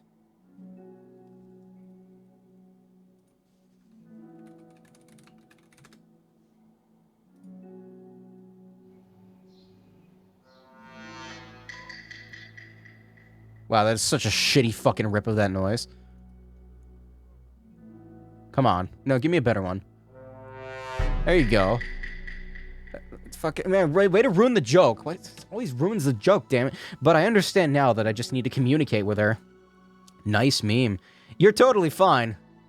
It's for the club, remember? You're just helping make the club a better place for everyone. You're doing a real good job with your memes. Yeah. Yuri falls silent again. She looks like she wants to say something. Those little pauses are like the perfect time to douse fluid into my throat. This kind of critical thinking is something that I'm really bad at. You know, about people. So thank you. Anytime. Monika smiles at Yuri. For just a moment, Yuri finds it in herself to meet Monika's gaze, returning a shy smile of her own. Oi! My back! Ugh! Yuri and Monika finish replacing the old flyers with new ones. Yuri is kind of sus looking at that. More accurately, Monika mostly did the work while Yuri followed along. Yuri is like that 4-year-old kid that's helping his dad fix the car, and like the dad is asking him to hand him tools, and he's like, I'm helping. But as the club room once again draws near, so does Yuri's confrontation. I can't do this. Yes, you can. It'll be great. Yuri sighs and shakes her head. I'm never going to feel confident enough. I just have to do it. If I don't do it now, I never will. Yuri starts toward the door, but then turns to face Monika. You're not just going to wait outside, are you? I can take a walk. Want me to get you a coffee or something? Oh, coffee sounds good right now. Actually, I prefer tea. I like to make my own, though, so please don't worry about it.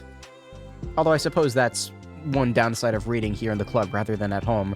I don't get to drink tea while reading. Sorry, I guess that has nothing to do with this. You know, now that you mention it, I bet we could get permission to keep stuff for tea in the club room. You can use, like, an electric kettle to heat up water, right? Would that really be possible? Well, you see, Yuri, when you plug an electric kettle into the wall, it heats up the water. And then you can pour it into a mug and then put a tea thing in it, and then you have tea. So yes, it's very possible. I'll look into it. I think it'd be great. Yuri smiles and nods at the thought. I'll be back in a bit. Good luck. I keep seeing this, like, expression on Yuri with the smile where she closes her eyes. I don't think that appears in the main game very often, at least. I don't know. Monika waves at Yuri, then turns around and departs down the hallway as Yuri's smile fades once more. A moment of daydreaming about tea isn't enough to save her from the anxiety of the task that lies before her. But it must be done.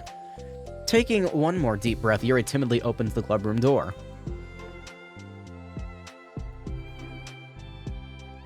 Yuri. Wait, hold on. I'm not done yet. Sayori shuffles a bunch of papers around. Yuri stammers, her words suddenly caught in her throat. At that moment, she realizes how Sayori has been spending her afternoon. I wasn't expecting you to come today. I was really hoping to make it all the way through the next chapter first. But I got most of the way through it. And look, Sayori holds up a sheet of paper. It's a page full of notes, beautifully produced with indentations, categories, and even color coding. Color coding?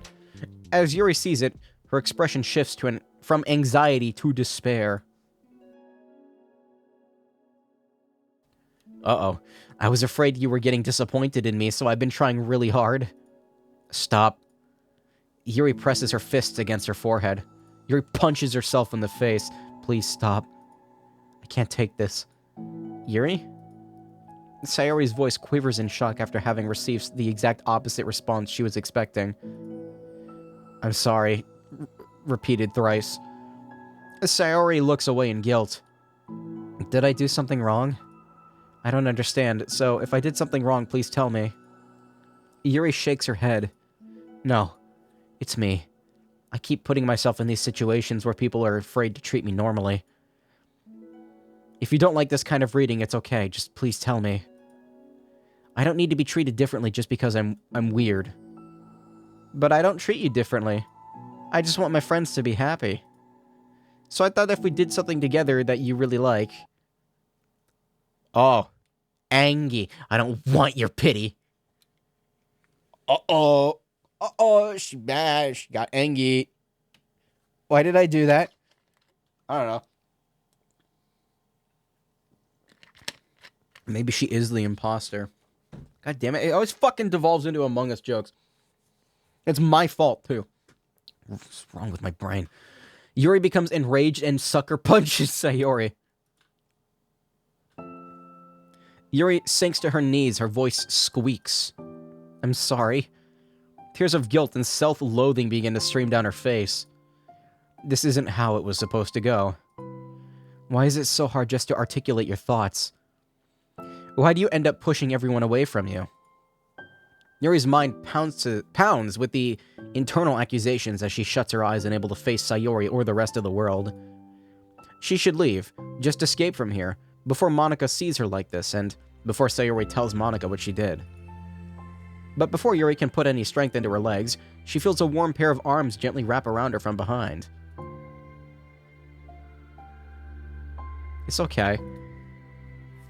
Sayori whispers in a soothing voice. Okay, I didn't really do that line justice, but there's weird little details that I keep noticing in the art. The curtains are tattered and the desks are like fucked up. I kind of like that. That's actually pretty realistic. Although the floors are too clean. And so are the walls. This is not true public school experience. It's okay. It's okay. It's not your fault. Brian, it's not your fault. Overcome by despair, Yuri finds herself unable to protest or pull away from Sayori's kind gesture. Yuri sniffles, breathing heavily through a clenched throat, trying with all her willpower to control herself. I understand. I understand that the things you're feeling in your head are different from the things you're trying to say, and I know that must be what you're feeling right now. I forgot what my mute key was. I promise I understand that. And so I'll give you as much time as you need. When you're ready, just tell me your feelings, and we'll talk about them together, okay? Yuri sniffles and nods her head. She gives herself a moment to compose her thoughts, then speaks while steadying her voice. I think I've gotten so used to people being weirded out by me that it feels like anyone who's nice to me is just doing it out of pity. I'm so horrible with people. So, it makes me not want to believe that someone can actually like me for who I am. Yuri pauses, but Sayori doesn't interrupt. Rather, she waits for Yuri to continue. I got so excited when I joined the literature club. I thought that it was finally my chance to make friends through my interests. Because my interests are the only thing I know how to talk about. I don't know why. I got the war flashbacks of people asking how are you, and me replying with yeah, you too. I don't go on airplanes much, but I always hear the stories of like the flight attendant telling people have a nice flight, and then people respond with yeah, you too. Or not the flight attendant, the ticket master person that doesn't actually go on the plane. I've been on an airplane like twice in my entire life. Three times? 4? I don't remember. Not a big fan of flying. It freaks me out. It's all I have going for me. And now I'm thinking of, like, somebody told a story once where they told, like, a fast food worker that they love them. They're just like, thanks, love you, and then they drove away. But, welcome to Costco, I love you. But then, whenever I catch myself getting overly obsessive in front of other people, it feels like I'm making a fool of myself. I hate myself for it. Ultimately, I just want to be treated like a normal person, but how am I supposed to expect that when I can't behave like one? I just want to learn how to get along with people, and stop rushing things for myself. That's all. Yuri finishes her thoughts, feeling more steady after having gotten them out. Sayori, who can feel Yuri's breath rise and fall beneath her arms, realizes that as well. Thank you for helping me understand you a little bit better. You know, you were so great at helping me while I was reading. So I'll help you with the things that you need too. But I feel like that would just be frustrating for you, with how much patience I require sometimes. Ehehe. That sounds kind of familiar. I couldn't stop worrying about that while we were reading. God damn it. Look, hold on.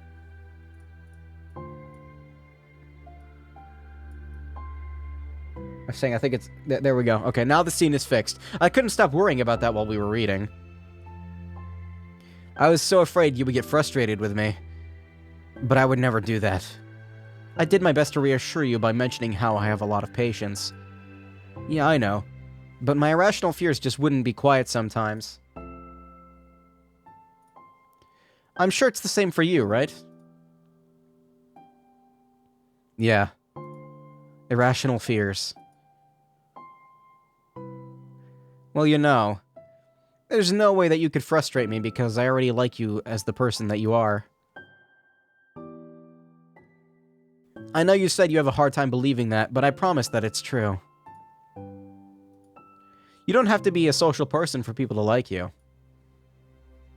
Oi. I think you're really considerate in your own way, you know?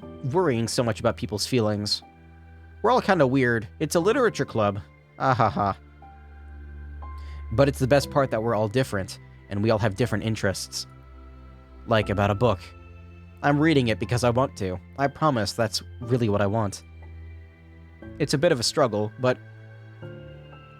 try not to mistake me for me not enjoying it.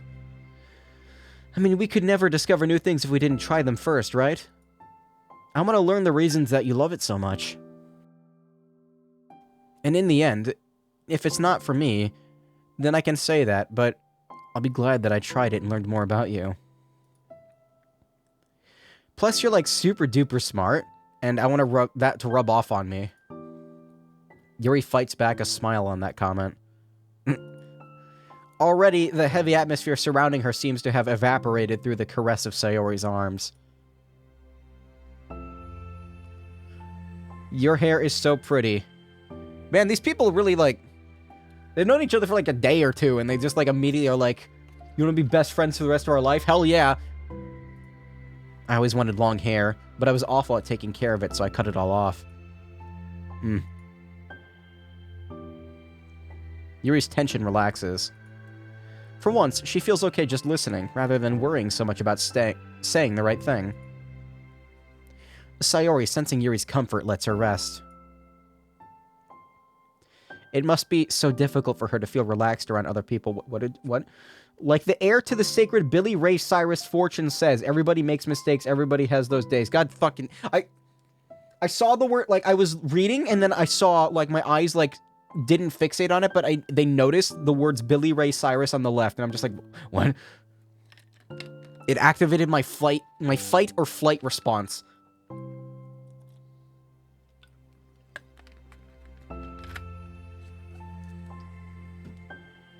Blah. It must be so difficult for her to feel relaxed around other people. But if the literature club can make it happen, then it's something that she deserves to experience. I'm gonna put my controller back where it belongs. Because I ain't using it. Well then, based on my understanding of your feelings, I suppose I wouldn't mind if we were to continue reading. Ee-hee-hee. That's what I wanted to hear. But we can stop at any time. If you truly don't like it, please be honest about it. I won't be offended. Of course. I'm not gonna judge anything this early on, so we'll just see what happens. Oh, and, it's not good to touch people without their consent first. Oh, I'm sorry. I didn't mean to make you uncomfortable. Oh, you didn't. I mean, I suppose it was kind of nice. I was just saying. I'm back. Monica is back. She has arrived. I haven't seen you, like, at all recently. Sayori trots over to Monica. Ah. She whispers loudly. Can I hug you? Sure, Sayori. Sayori wraps her arms around Monica. Oh yeah, Yuri, it might be good to know. Sayori can be kind of a hug monster. Don't call me a monster. Artemis is a monster. If he inherits the kingdom, it could spell disaster. Oh, referential humor, I get it. Yuri laughs. Monica perplexedly looks between the two of them, then smiles. Well, I'm glad you've been enjoying your reading so far. It's like our first real activity as the literature club. About that. Well, you've been so patient with exploring my interests. I think that it would be inconsiderate of me to not return the favor to you and learn about the things that you like. I'm still thrown off by how dark it gets out at 5 p.m. 7 for me. Yeah, it's fucking... What time is it? It's... Yesterday, it was dark at, like, fucking, like 4... It was starting to get dark around, like, 4:30 or 5, and I'm just like, what the fuck? And then I realized it was Daylight Savings Day yesterday. I'm like, oh, that's why. Alright. I unarched my... I fixed my hunch for, like, a second, and my body was like, it is time to stretch. You will do it now. Ugh. Why does that take the wind out of me? God, I'm out of shape. Yes. Do you like poetry? No. Yuri smiles. Okay. Oh, we got a mail. Okay, yeah, these are like what I'm looking forward to. Staying focused on our goals. As a reminder to help guide our data collection, any analysis performed should be focused on answering some of these main questions. How does granting elevated access to the VM affect a person's emotional state? How does granting access to the elevated EMP? We captured this disembodied voice. Dude, the ghost, it's jerking me off! How does elevated access to the VM affect a person's values and goals? How does someone effectively navigate and experiment with their ability to change the contents of their VM? How is elevated access being weaponized? What actions and values most contribute to the destruction of the universe? Most importantly, how might your observations apply to our own universe? There's a hair on my microphone. Where did you come from? Get off. Bonus. How can we present this to upper management as an operation that benefits the company? Unrelated note. Whoever changed the color scheme of the desktop to pink, can you please change it back? It's unprofessional and runs the risk of drawing eyes. Huh. Again, so this is all kind of like a, they're simulating to see what would happen with an AI if it gains sentience out of nowhere, and, like, to see, you know, if it starts freaking out, if it starts, oh, wow, it's got, like, touch screen, like, slide momentum. That's weird. I didn't know that. But they're seeing if they... Oh, that's even weirder. It maintains the momentum if you scroll back up. It's really weird. Huh. And, like, if I do it into the top, it's still... that's interesting. I like this one. Set this as, the wallpaper. I like that. Great job. You are loved. Wake up early. Ehehe. Angry. Angie Nut. Nut is next, actually. Nut comes up next. Who's excited for Nut? It is No Nut November, though, so... Uh-oh. Got a new music. Piece by Piece, I think this is new. I haven't played any of the side stories. Why am I here? I don't know. But welcome. This is a good song, actually. I really wish I could hide this menu so I could look at the full wallpaper. But, you know, I'm liking where it goes with the whole, let's create a VM and then just, like see what happens if we give something sentience. It's cool. Nut is up next. And then after that, I'll be, like, slightly below after these two, I'll be, like, slightly below halfway through them. So...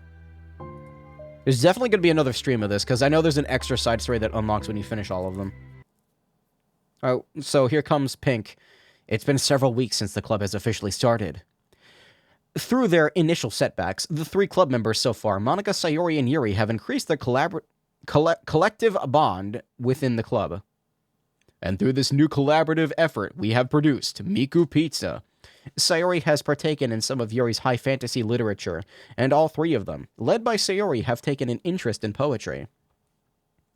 One day, on a day like any other, one time, the three of them find themselves suddenly interrupted by the clubroom door opening. She has arrived, and in walks in a girl none of them have seen before.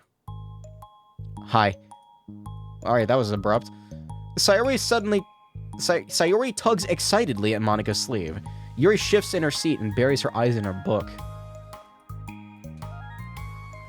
Are you here for the literature club? Yeah. That's great. Thanks for stopping by. It's kind of a small club still, so it's really exciting to see new faces. Yeah. Come and sit down somewhere. You can sit next? That's how you pronounce that word. To my desk. Sayori prances over to her desk and presses her palms onto it. Again, she be slapping. Oh, and Yuri, can you make some tea? Yuri looks up at Sayori in protest for having drawn attention to her. Natsuki silently glances between everyone, then sits down next to Sayori. Monika follows by sitting nearby. Then a sudden gathering prompts Yuri to stand up, deciding that standing in the corner and making tea doesn't sound so bad after all. Okay, then how about we all introduce ourselves? Okay. I'm Monica. I'm the one who started the club. I was originally in the debate club, but I really wanted to do something I felt more passionate about, if that makes sense. I started the literature club as a way for people to express themselves through writing, or reading, or whatever other kinds of literature. You know, I figured it was your club. You have that vibe. I have what vibe? Oh, you know, like... Never mind. I'm not gonna judge people I just met like that. Very adult-like of you. I always judge people so hard. No, you don't, Sayori. Yes, she does. Yuri's deadpan voice carries across the room, and Natsuki giggles. I'm Sayori. I just like learning about everyone and making friends. Also, I like poetry and talking about death. Oh, yeah? Very adult-like of you. Ee-hee-hee. I'm an adult. The sound of Yuri's electric kettle steaming up fills the room. That's a fast fucking kettle. Oh, that's Yuri. Sayori lowers her voice. She's kind of shy, but she's really nice and super smart. She likes big fantasy books and tea, and I love her. I guess that leaves me then. I'm Natsuki. I like listening to music and hanging out downtown and stuff. What? And my favorite ice cream flavor is strawberry. What kind of strawberry, Natsuki? If it has strawberry chunks in it, then you're a psychopath. Let's get ice cream. My favorite flavor is probably cookie dough, or maybe chocolate. It's cookie dough. Chocolate ice cream is actually kinda... Is this a controversial opinion? Chocolate ice cream's kinda not that great. Like, pure chocolate. It doesn't really, like, there's too much of it, and it kinda doesn't really taste like anything to me. Real chocolate's good, though. Chocolate chunks in ice cream is good, but, like, chocolate ice cream? It's kind of boring. And Monica's is probably vanilla. What the heck? I take way too many online quizzes. The ice cream ones are always accurate. What's Yuri's favorite? Natsuki shrugs. Probably green tea. I'm just joking, I have no idea. Still. It's pretty chill here. Do you just, like, hang out, or do you actually do club stuff? Nut browses BuzzFeed. Neapolitan, but with strawberry chunks in the vanilla and chocolate. I just, like, physically widened my eyes in horror. Is that a thing? No, it's not a thing. I don't have a problem with, like, frozen fruit in ice cream, but something about strawberries, it doesn't... When you freeze a strawberry, it doesn't taste like anything except for water. It tastes like frozen water. Cherries? Okay, sure. Cherry chunks in ice cream, I can vibe that with that. Blueberry? Is that... Actually, I think I've only had frozen cherries. Frozen cherries is good. Frozen strawberries, it just tastes like water. It tastes like ice. Ah, yes, water-flavored ice cream with ice chunks. Mmm. My favorite Half-Life ice cream flavor. BuzzFeed girl has arrived. We do club stuff, too. It just hasn't been very structured yet, since we only have, like, 3 members, so we just kind of loosely spend our time doing stuff we like. But I keep thinking it's about time we start with, like, some more structured club activities. It's been a while, but by now, since I started the club, so yeah. Well, with that being said, what kind of literature are you into, Natsuki? Anything you'd like the club to get into? Oh boy, here we go. I looked into my horror closet for that one. Well, I guess I'm... literature. Well, I like manga. Manga? Oh, God. She didn't like that. Why'd you say it like that? I want to read manga in the club. I've had a blueberry frozen Greek yogurt. It was good. I feel like I don't think I've ever had frozen blueberries in terms of, like, in an ice cream, but I feel like it wouldn't be bad. Blueberries are pretty flavorful if they're not, like, overripe. Wait, hold on a second. That sounds great. Like, after all, I've been doing all this, Yuri returns to the desk with a tray of teacups, which she sets down on an empty desk. After all of the deep and immersive reading I've been doing, I wouldn't mind doing something a little more simple. Manga isn't simple. If you think that, you just don't understand the nuance. Sorry, I had to, like, curl my lips into my mouth to stop myself from... Just stop myself. Oh, God. You just don't understand the nuance. I didn't mean simple like that. Well, anyway, putting manga aside, is there any kind of literature that you're interested in? Any other kind? Well, not really. In that case, have you considered the anime club? Are you serious? I'm not gonna join the anime club. It's full of weird guys. Wow. Wow. Okay, Natsuki. Hypocrite much? Come on, is it that big of a deal? Manga is literature, right? I mean, I guess if you consider the literal definition of literature, then technically... I get it, look. I'll do whatever club activities you want. Can I please just join? I won't bother anyone. If I can just, like, keep my manga in here and hang out after school, I'll do literally whatever you want me to do. That's fine, right? I guess there's nothing wrong with that. Oh my god, thank you. You're the best. I have most of it crammed in my locker, so I'm gonna start getting it out, okay? Natsuki stands up. Need some help? No, I got it. I don't want you to see my locker. If you say so, but there's no way it's worse than mine. I hope we never find out then. Natsuki exits the club room, leaving everyone in silence, save for the sound of Yuri sipping her tea. Now that I'm thinking of that thing some people do, where they eat a spoonful of ice cream with chunks in it, and then they extract the chunk to save it for later, but with strawberry chunks. What are you talking about? What do you mean extract the chunk to save it for later? Like they're pulling a cherry pit out of their mouth, but like they eat it afterward? That's gross. What? Why would you buy ice cream with chunks in it if you're just gonna not eat the chunks? What? I'm confused. That's disgusting, actually. Ugh, no. Why? Natsuki exits the club room, leaving everyone in silence, save for the sound of Yuri sipping her tea. Oh, I'm such a pushover. Hey, it's not that bad. Natsuki seems like a lot of fun. Maybe, but I mean... She has, like, no actual interest in literature, you know? I mean, technically speaking, manga is a book, and it has reading in it. It's just, like, a book with pictures, so... I mean, technically speaking, yeah. It's not like manga can't have dark themes. Go read Berserk. I've never read Berserk. I'm just assuming it has dark themes in it. She has, like, no actual interest in literature, you know? Judgmental much. And that's normally fine, but she said she would participate in club activities like it's some kind of obligation. Her tea is going to get cold. Yeah. Wait, that's not related. I like how she agreed with her. Well, I think everyone deserves a chance. Especially if it can bring her happiness. Besides, maybe she'll take a liking to literature. Are you sure you just don't want her to read manga? You don't want to read her manga, Sayori? Who do you think you are? I am. Nah, like cookie dough ice cream, where they let the ice cream melt and then they take the chunk of cookie dough out of their mouth. But why wouldn't they just eat it? That's why the chunks are in there.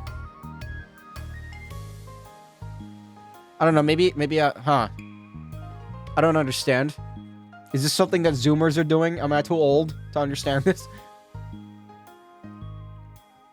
Doing that with, like, strawberry chunks would be heresy, though, because then you would pull it out, and it would be, like, all wet and floppy, and then you would have a pile of wet, slightly frozen strawberries.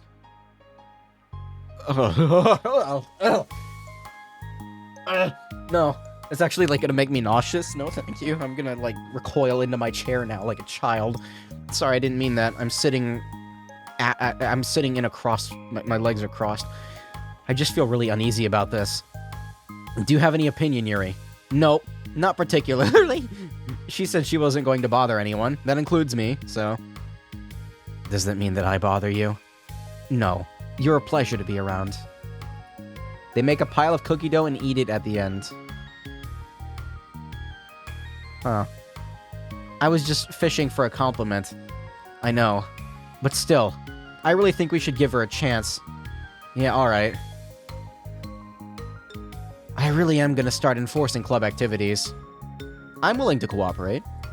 And suddenly the three of them hear a thump against the door. What was that? Sayori stands up and walks over to the door, then opens it. Thank you. Carrying 3 boxes of what is presumably manga, Natsuki grunts and wobbles inside before slowly bending over and dropping the stack onto the floor as gently as she can. That's quite a collection. Sayori giggles in excitement while catching her breath. Natsuki replies, There's still one more box. I can put them away myself. I know how to organize them.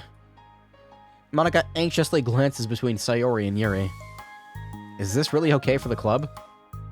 Maybe it's what she really needs to kick... It's what she needs to really kick the club into gear before everyone gets too complacent. It seems like things are really finally going to start getting more serious. Really, finally, absolutely, totally.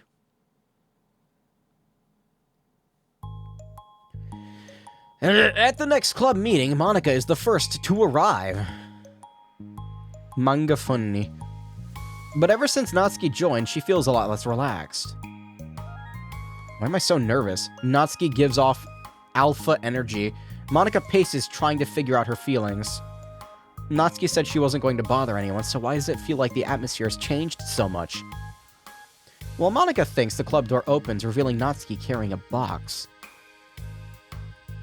Another one! She has bought more. Monika forces a smile as Natsuki makes her way to the closet to carry the box to the closet. Natsuki forces one in return. Need help? No, I got it. Monika awkwardly tries to start some kind of conversation, but fails. Fucking Monika. Curious, she peeks into the closet where Natsuki is stashing all her manga. Once dull with school supplies, the shelves are now vibrant with bright colors and cute-looking artwork. You know, the top shelf is pretty empty. Maybe we could keep it up there? I can't reach up there. That'd be too inconvenient.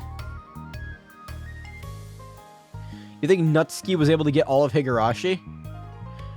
I mean, technically speaking, I think the Japanese copies of Higurashi are actually pretty cheap. Because people actually bought it. English? No fucking way. There's like 4 copies of one volume that exist. If she does, then I'm going to steal it from her. Monika sighs. The teachers are going to ask what all this manga is doing in here, and I have to tell them it's for the literature club. So? Monika backs off and slumps into a desk. With this kind of tension, it feels like the relaxed atmosphere accumulated over the past few weeks is being sucked right out of the room. Good afternoon. Sayori spins into the club room. I see someone's in a good mood. Yeah? Because I have this. Sayori brandishes a cookie wrapped in plastic. I found some money and got a cookie.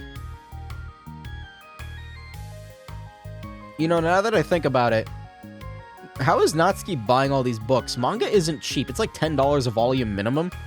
And she has like full boxes of them. Maybe she's rich. That's so pretty. As Sayori trots over to the closet, the colorful shelves catch her eye. Which one do I start with? You can start by giving me a bite of that cookie. No way. I saved up all my luck to find that money. If you want entry into my kingdom, you need to pay the tax, peasant. Oh my god, she says peasant. Natsuki would say that.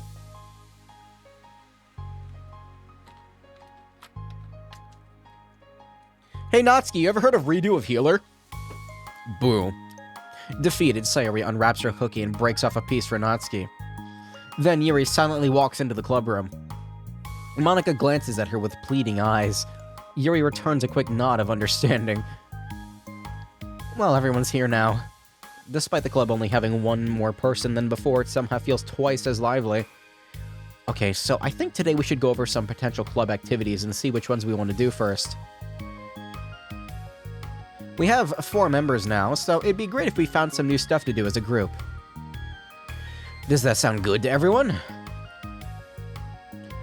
Either she spends her food money on it, or she's a gambling master. Natsuki has food money? See, that's another thing. Like, Natsuki doesn't really get much food from what I understand. I agree. Maybe that's her fault? I don't know. Okay, so I have some ideas of my own, but I want to hear your ideas too. I've been having a lot of fun learning about everyone else's interests.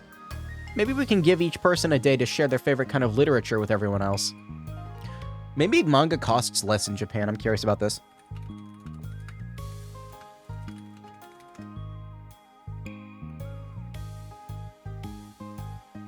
Oh.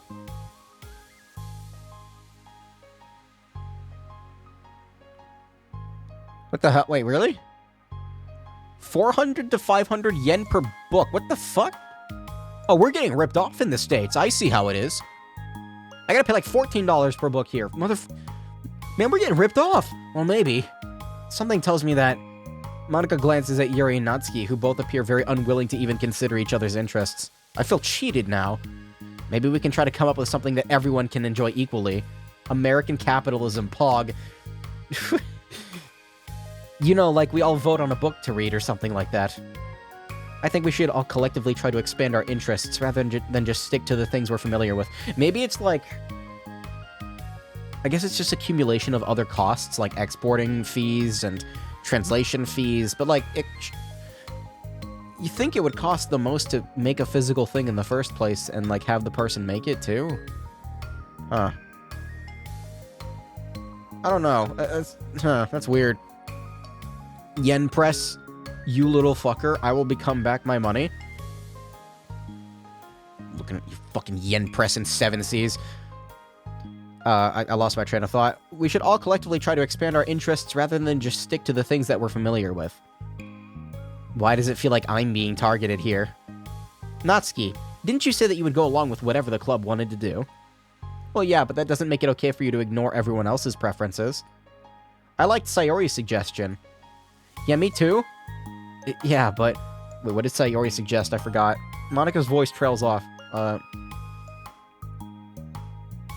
I mean, Sayori's kind of right, though. Like, they're giving Yuri's thing a chance, and they've given Sayori's... Well, they haven't really given Sayori's poem thing a chance, actually. So I guess the poem thing and the manga thing would be good. Material costs, redraws for censorship, ad cost, and marketing, and so on. Is manga really marketed, though?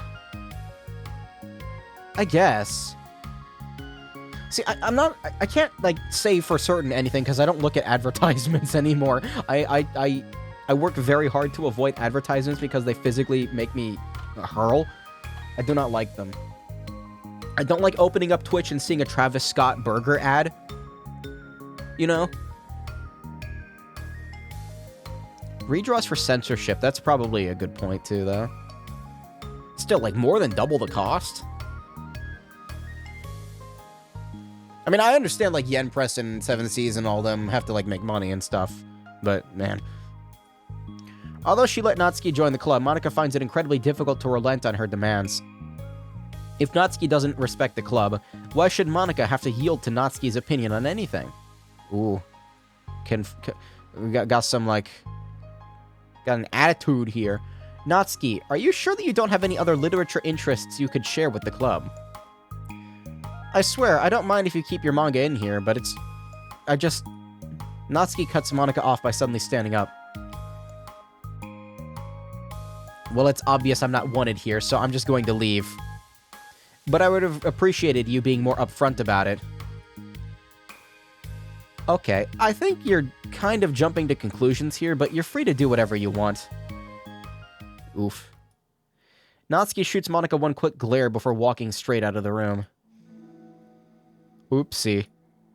Oh no. Sayori runs after her, leaving Monica and Yuri.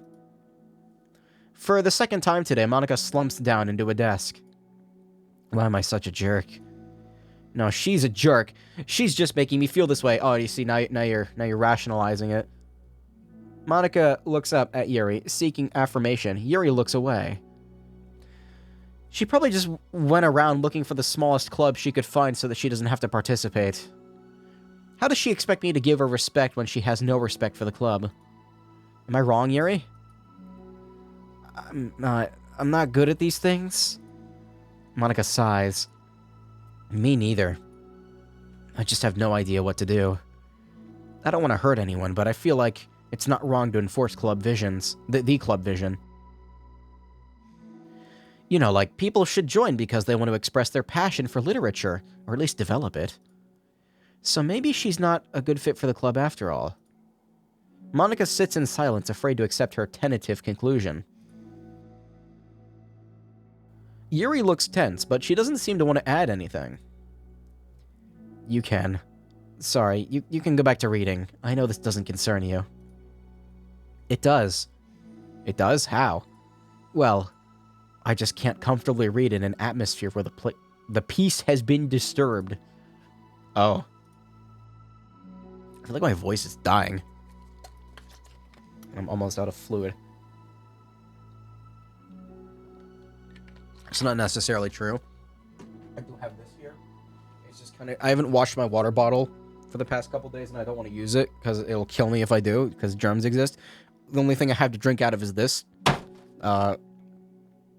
It's half a gallon. Yeah, I'm just gonna, like, put that there. It's probably loud, I'm sorry. I'm just ruining the whole club, then.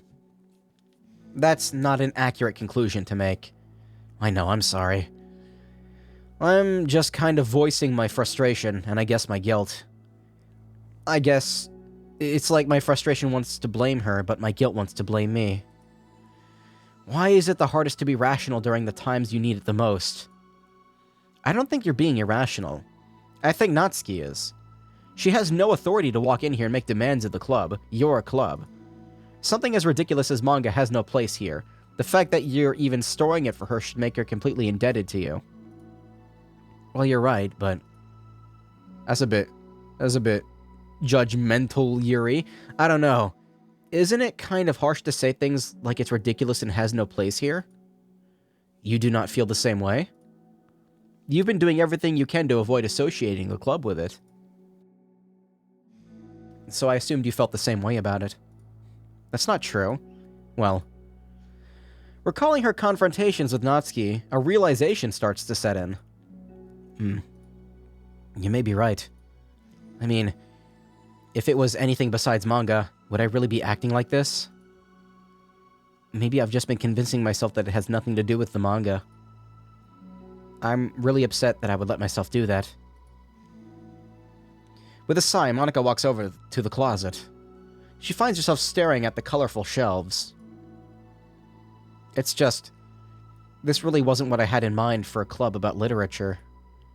There shouldn't be anything wrong with that. Monica starts defending her position once again. It's a complicated issue that Monica has failed to consider before now. Where is even the line drawn at what's considered literature? Lost in thought, she reaches into one of the larger box sets and pulls out a volume, inspecting it for no particular reason. The cover features 4 girls striking cute and exaggerated poses, all dressed in short skirts. Yeah, I mean... Amused by the absurdity of the cover, Monica opens the book. Can I get some art of the book? Oh, okay. I guess that's the end of the... Okay. Alright. It's nut time. Set that. Anything new? We didn't get any of Yuri's poetry, so, like, I didn't get any extras. I'm only missing 2. Oh, shit. Maybe I am going to get all of them. Although I am missing a lot of these secret ones, but these appear at random, so getting these 5 that I'm missing is probably not going to happen, if I'm being honest with you. I almost have all the backgrounds, too. I'm only missing 1 sketch. Why is Natsuki so tall? Actually, it looks like Natsuki is standing further back than Monica, but she's, like, almost as tall as her. Which, perspective-wise, this would make her taller than Monica. That's wrong. That's wrong. That's wrong. That's wrong. Huh.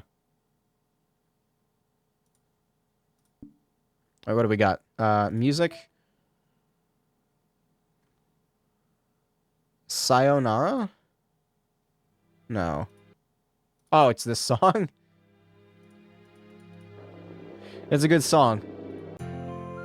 Oh, this... Okay, I was like, which one is Natsuki's? I don't know. Peachy Pie. Yeah, that makes sense. God, it's so pink. It hurts my eyes. God,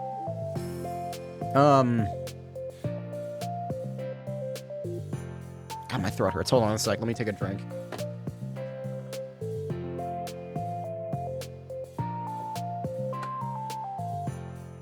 Drinking out of a fucking gallon jug is kind of awkward. Not really because it's heavy or anything, it's just like big, wide load.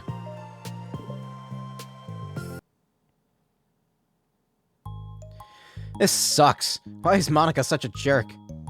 She should be grateful that I even joined her stupid club. It's not like she can find any members. Oh, here comes the soon. I was wondering where that was. Monica is usually really nice. She cares so much about everyone in the club being happy. Yeah, right. Well, she usually does. Maybe when she's not busy being so judgmental. So what if I'm into manga? Why can't just one person accept that instead of being so condescending about it? I accept it. I think it's cute. Oh, come on. That's condescending, too. I'm sorry. I didn't mean it like that. I just want to support you. Natsuki sighs. I know, thanks. It just really sucks. Do you want to talk to Monica? Do you want me to talk to Monica? I don't know. It's not like it's going to change her opinion of me. Like, even if you were to convince her to back off, that wouldn't suddenly make me feel like I'm actually welcome in the club. I should just find another club. Wait, you don't have to do that. We can figure this out, please? I mean, I'm the vice president, or at least I think I am. And I don't want you to leave. Everyone deserves to feel welcome and to be happy, so I want to make that happen for you. I was wondering, what is the reason that you decided to join the literature club? Well, Natsuki hesitates. It's kind of dumb. Aw, don't say that. There's no such thing as a dumb reason when everyone is welcome. I wasn't welcome. You were to me. So, just don't tell anyone, okay? Especially Monica. I promise. Natsuki sighs. I'm just tired of everyone judging me all the time. I can't enjoy any of the stuff I'm into without people making snotty comments about it. Not that I care about what anyone else thinks. But you know, the signs for the literature club said that you can be yourself or whatever. So I decided it was at least worth a shot. But that was a lie, apparently. Natsuki dejectedly kicks the toe of her shoe against the wall. Oh, and I like writing, too. Really? How come you didn't say that to Monica? Because she was being so judgmental that I just didn't want to tell her something she wanted to hear. She didn't deserve that kind of satisfaction. And if she knew I was into writing, then she would just be like everyone else and try to push me away from the manga in favor of the more mature thing. She's probably right, I think. The two of them remain silent for a while. Sayori understands that it's out of the question for Natsuki to return to the club room for today, at least. But Natsuki has a reason for wanting to join the club, like everyone else. It's part of the club vision for her to be welcome. You deserve to express yourself as much as everyone else does. That's supposed to be what the club is for. So, I'm gonna do everything I can to fix this. I promise.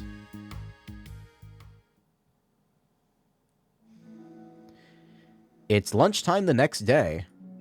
The cafeteria and the hallways are bustling with students rushing to meet their friends and make the most out of their limited time. My lord, these fries are unequivocally fucking bossing. Where could she be?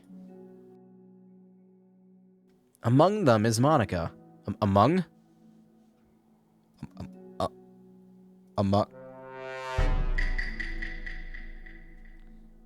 Yes, look, I know, I'm unoriginal. Who always eats lunch in her classroom, but she has some additional business today. Fearing Natsuki would avoid coming to the club, Monica decided to try to find her during lunch so that she could make amends. After searching for an extensive time, Monica finally spots her. Despite her short stature, Natsuki's bright hair helps her stand out from the crowd. Oh gosh. Suddenly feeling awkward, Monica is afraid to get closer. Natsuki is with some friends whom Monica doesn't recognize, and they're all energetically chatting together. It'd be really tactless to just interrupt them. Oh fuck. New character? Holy shit. Oh yeah, did you end up joining that literature club or what? Of course I joined, why wouldn't I? We got 2 new characters that don't have faces. I told you she would join. Come on, you know that she only joined because you wouldn't stop giving her crap about the anime club. I told you I never even wanted to join that stupid club. Oh, sure. Well, you have to give her some credit for at least making an effort to finally grow past that trash. Yeesh. You got bad friends, Natsuki. True, well, congrats on finally graduating middle school, Natsuki. We're proud of you.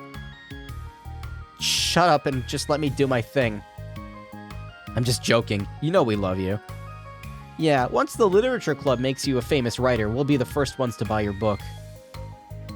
You're gonna buy her smutty fanfiction? Well, obviously, I want a signed copy. That was like years ago. You don't think I've grown out of it by now? I told you I was joking. Besides, it's a good reminder of how far you've come since then. Not to mention, you couldn't have done it without us. Oh god. That gives us a pass to joke about it. Yeah, sure. They grow up so fast, it brings a tear to my eye. Natsuki suddenly glances in Monika's direction, prompting Monika to quickly turn away and distance herself. Man, I can't get close to the popular kids. What the heck? That was horrible. I should have said something to defend her. Why do I have to be so conflict avoidant? Not that I deserve to say anything. I'm hardly better than them, after the way I treated her. Oh, I'm so awful. I'm not doing anything right. After school ends, Monika distractedly makes her way to the club room. She finds Yuri already inside, eyes on a book, as usual. Monika picks a desk and slumps into it, again. Something she seems to be doing rather often lately. Damn it, game, don't take my joke. Yuri, I don't think I can be club president. I suck at handling anything that doesn't go, like, exactly my way. Yuri looks up from her book. It's like the literature club is a place where you get to express yourself, unless it's in a way that I don't like. I'm so mad at myself. And I'm especially mad that I didn't have the self-reflection skills to realize what I was doing. So much for maturity. Sorry, I really shouldn't be complaining out loud like this. There's just like a ton on my mind. No. Yes.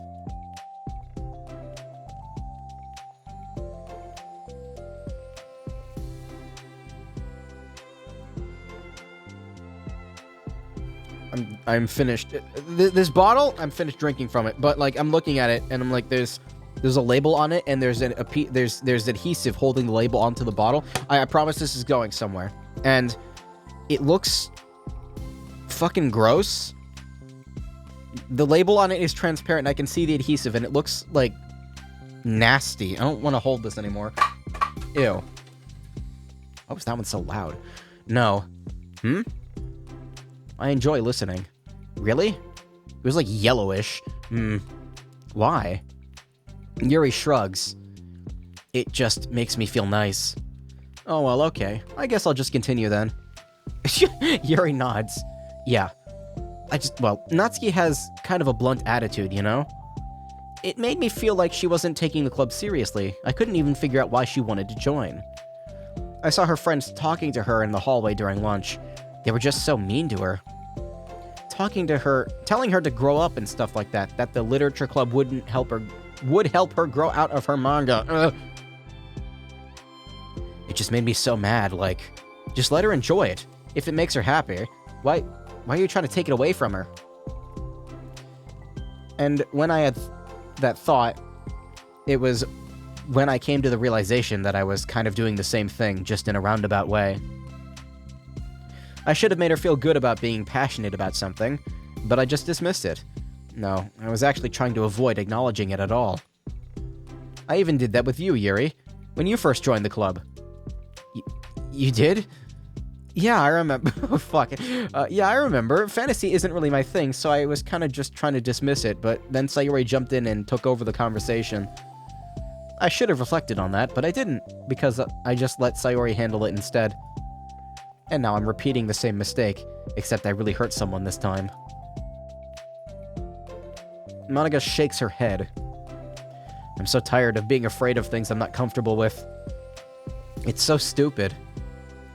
Like, I can just picture how much joy it would bring Natsuki if I let her share her passion a little. I'm so angry that her friends were treating her like that. I'm going to get them back for it. What? Get them back? Yeah. I'll get them back by making sure that this is the literature club that Natsuki wants, not the one that they want. Suddenly, Sayori bursts through the door, making Monika and Yuri jump. With a rare stern face, she marches over to Monika's desk and sits down next to her. I'm having an intervention. Oh god, Sayori's mad. I can do that because I'm vice president. Is this about Natsuki? Yes. Yeah, I know. I messed up. I'm super sorry. I was just talking to Yuri about it. Really? I was so dismissive of her passion that she felt threatened and probably just unwelcome. Literally the opposite of what the literature club is supposed to be. I really need to make it up to her. Oh. Yay, I did it. Good job, Sayori.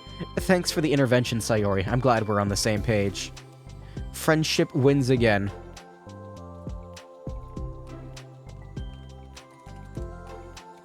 I just need to hear it.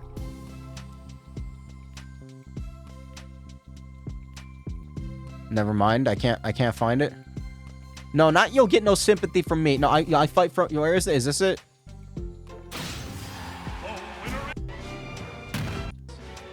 Where is it? I can never find an isolated sound clip that I want. I fight for my friends. God damn it. So, how do you want to make it up to her? I need to get a soundboard. Not a mixer, like a set, I can press button, it go beep boop, and plays the sound that I want. I have a plan. Sayori, do you know if Natsuki is coming to the club meeting today? I don't think she is. I see. Monika was afraid of that, not because of her plan, but because she's facing the consequences of the damage that she's inadvertently caused. But the only way to do the right thing is to face it head on. It's so easy to just duck away from conflict and wait for it to blow over. But that's not enough. To truly respect someone's feelings after you've hurt them is to face them and admit your wrongdoing. Not the wrongdoing of mismanaging the club, but the wrongdoing of disrespecting Natsuki's feelings. Okay. Do you think you can get her to come to the meeting tomorrow? I can do that. Awesome. Yuri, you don't have to worry about anything, but thank you for being my friend. You're a good listener. Fidgeting with her hair, Yuri turns away to hide a smile. I guess for today, it's going to be a pretty quiet club meeting. I'm gonna step out for a bit, is that okay? I'm gonna read with Yuri. Is this one of Natsuki's books? How come it's here? Please stop hiccuping, Diaphragm. I need to read. Sayori picks up a manga that was resting on the adjacent desk. That, Natsuki probably just left it out by accident. But I thought she hadn't been coming to the club. Actually, Monika's been. Okay, Yuri. I'm sure it was just someone else who was using this classroom then, okay? Monika smiles at them both. Then with a wave, she exits the club room. I really shouldn't have left that out.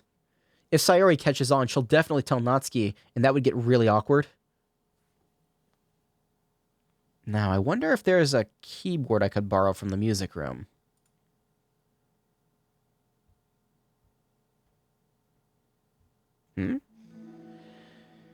The time for the next club meeting has already arrived. Monika and Yuri are the first to arrive. I'm so worried. Do you think Sayori is going to be able to bring Natsuki? Yes. How do you know? Well, she's Sayori. You know, you're right. God, my throat is killing me. Hold on.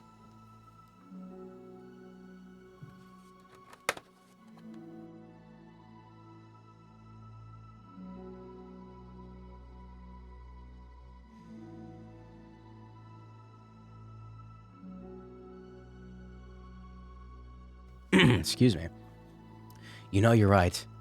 Time slowly passes. Monica sits, then stands up to pace around, then sits again. Yuri's eyes don't move from her book. Then the door finally opens. Sayori marches inside. Behind her, Natsuki shuffles inside, nervously looking around the room.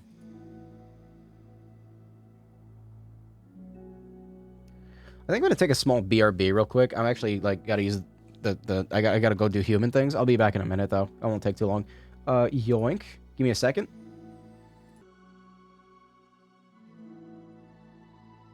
Beep boop, I return. That's better. I had to, like, get up and walk around for a second. I was, like, getting dizzy in my chair for some reason. Also, I have a new and cool fluid. Oh god, this bottle is shaped kind of phallically. Am I, like, the only one who has noticed this? Like, old Gatorade bottles are, like, phallic shaped? Maybe it's just me. Anyway, we're here. Welcome back. Monica, the club president, stands up and greets them with a smile. Okay, I opened the bottle and it, like, spilled all over my fucking leg. What the hell? I think I have something to clean it up with. It didn't spill, like, there was, like, fluid trapped in the cap, so it, it didn't spray, but it, like, fell out of the top of it. Ew. Sayori picks a desk and takes a seat. Natsuki sits closely next to her. Looking back and forth between the club members, Monica is struck with a nostalgic feeling. She would stand at the front of the club room just like this, struggling to picture just who may eventually be sitting before her. But imagination was never enough to predict just how unique and diverse each member would be. Each with her own struggles, her own reasons for seeking the vision that Monica had admittedly so vaguely advertised. Seeking trust, understanding, respect. What new lessons will the future hold for the literature club? Death? Vomit? People stabbing themselves in the chest cavity? Realizing she's getting ahead of herself, Monica takes a deep breath and returns to the present. Okay, everyone. The literature club is starting. We have an activity planned for today. Excuse me. Monica turns around to face the chalkboard. On it, she writes manga in big letters. Today we're going to learn from an expert about a unique form of literature, manga. Oh, come on. Isn't this kind of forced? I know you don't actually want to do this, so just... Monica shakes her head. Natsuki, this is the hardest part. After making it this far, it would be so easy to just smile and move on. But that's not enough. Not this time. I'm sorry. It was wrong of me to not take you seriously when you were kind enough to show interest in my club. Blech. Chair. I knew that felt weird. These fucking armrests, man. I thought about it, and I realized how biased I was against manga. It caused me to disrespect you, and I'm sorry. But I think you deserve to be able to share your passion with us. So, can I make it up to you? Well, thanks, but... I know you're only doing this because Sayori told you to. Well, yeah, that's not true. Monica planned this all by herself. I didn't even get a chance to talk to her. I was witness to that as well. All of them are here. This is the literature club. The literature club is a place where everyone gets to be themselves. What is on the outside of this bottle? There's like warehouse residue on the outside of this bottle. That's kind of gross. Ugh. I'm assuming it's warehouse residue. How old is this? What's the expiration date on this? Why do I feel like I'm drinking something from like 2004? There is no expiration date? What?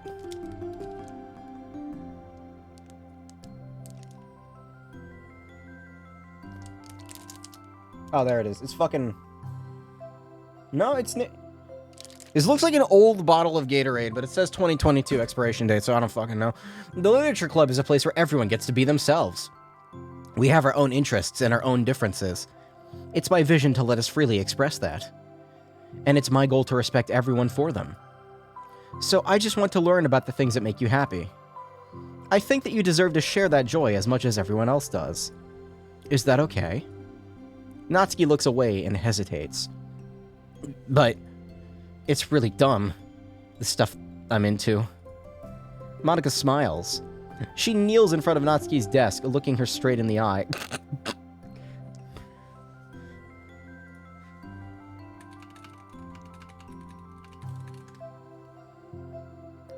I'm only thinking of, not that.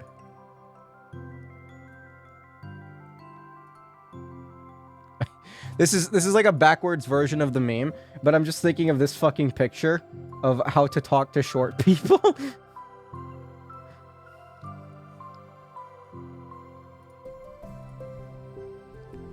She kneels in front of Natsuki's desk. If you like it, then it's not dumb. Oh, except for me. Sayori, you're not dumb either.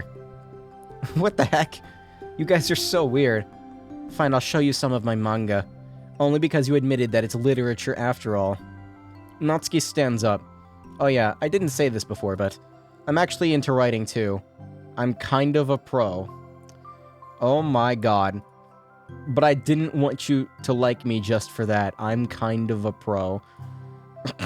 Wow, really? I really did have you all wrong, Natsuki. Yeah, whatever. Today's not about that anyway, right? It's about manga, so I hope you're ready. We got a pro gamer in here. A week has passed since Natsuki returned to the literature club. Since then, the club activities have been in full swing. Each club member has received a day in the spotlight to share all of their favorite kinds of literature with each other. As another meeting draws to a close, Monika approaches Natsuki on the way out. Natsuki, are you in a hurry home or anything? Me? Not particularly, why? There was just something that I wanted to show you, if you had a few minutes. Sure. What is it? Well, hey guys. Welcome to EB Games. It's not in here. Can you follow me into the music room? The music room? Why? You'll see. Holy shit. Wow. That's a hell of a detailed background that we never got to see in the original game. You know, I was thinking back. When the club was just me and Sayori, we would talk about how we envisioned the club to turn out. Let me look at this. I like that quilt. You can tell it was made by students. Probably young ones. Or I guess just people who don't know how to sew.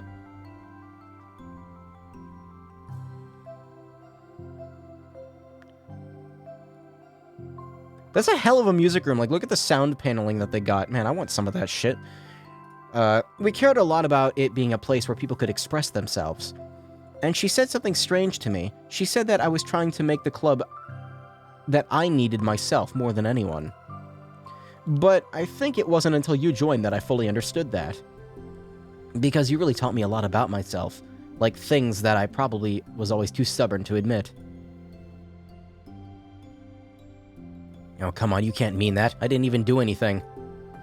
I just, like, brought a bunch of manga and then got fussy when I didn't have my way. It was really stupid of me to make such a big deal out of it. No, honestly, I needed it. If you didn't express that you were hurt, I never would have realized that I did something wrong. Besides, your feelings are valid. They deserve to be heard and respected. Respected gamer Natsuki. It's just really hard to feel that way sometimes. You know, like, I really shouldn't care about what other people think think in the first place. I can't talk right. But when you're just criticized by everyone around you for being a certain way, it can get really hard to just brush it off. And it makes me start to feel like I'm the problem. Like I'm not doing enough to please everyone else. Am I being too entitled if I just want people to like me without having to hide a bunch of stuff about myself? I don't think I am. I just wish that sometimes people would try to appreciate me for who I actually am.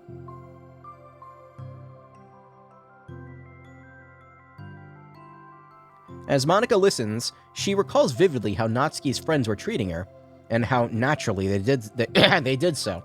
Yep. How long has she been fighting against that, refusing to change for others?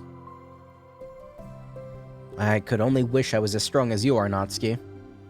You're so honest with yourself. I'm like always trying to come off as a perfect for other people.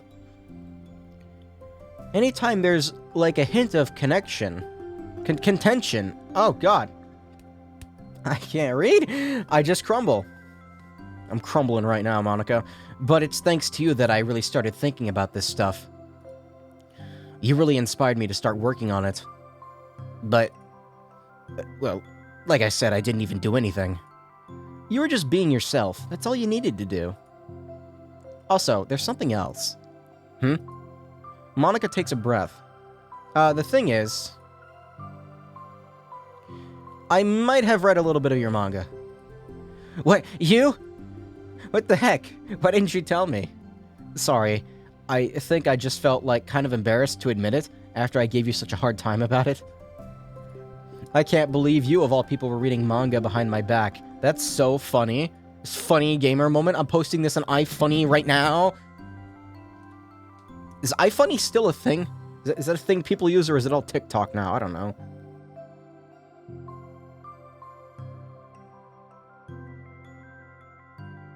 If TikTok is like the alternative Vine, which is like the alternative Twitter, which is like the alternative YouTube, which is like the alternative Facebook, if TikTok is like the alternative YouTube, does that mean like iFunny is the alternative Reddit? Is that a thing? Or is it the alternative Imgur of the alternative Reddit? This is reminding me of that one meme with like Jesse talking to Walter White in the restaurant, and he's like, Jesse, what the fuck are you talking about? Yeah, well, it's tough being a gamer. It's a curse I must bear for all humanity. I just flipped through one of them out of curiosity, but I ended up reading a whole bunch of it. But I mean, one of the characters was in a literature club. What are the chances, right? Oh my god, it's almost like there's an exorbitant amount of anime and manga in a school setting for some reason. You were reading Parfait Girls? Or just that one? You have good taste. Just one volume. And I kind of just picked it out randomly. Well, you have good intuition, then. You have to tell me all your favorite parts. Well, I think it was some kind of weird fate. Because the character isn't just in a literature club, she also plays piano. It's just weird, because I've always wanted to learn piano. She was like the perfect person that I always wish I was. If I just did what I wanted instead of always second-guessing myself. Monica walks over to the piano and sits down. Oh, that's probably the nicest looking CG that there's been so far. It also helps that nobody's crying in it. I always felt like I should only share the absolute best parts of myself. The parts that will impress people or make them like me more. Look, let me look at this. That's nice, I like that. But after you joined the club, I realized how self-destructive that mentality is. We share things because we want to express ourselves. Sharing experiences allows us to share emotions. And I just felt like I wanted to show you this, because if it wasn't for you, I never would have started playing. Hey, I think the credit for that one goes to Parfait Girls, not me. No. Well, maybe it's true that Parfait Girls put the thought into my head. Parfait. But it was you who inspired me to keep practicing every day. Every day? Because, you know, you just make me feel like if I want to do something, I should just do it.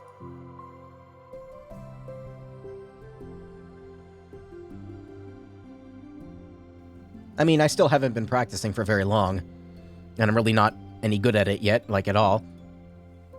But I wrote a song for the club, and I worked really, really hard on it. That's some good foreshadowing. It doesn't have any words or anything, but, well, yeah.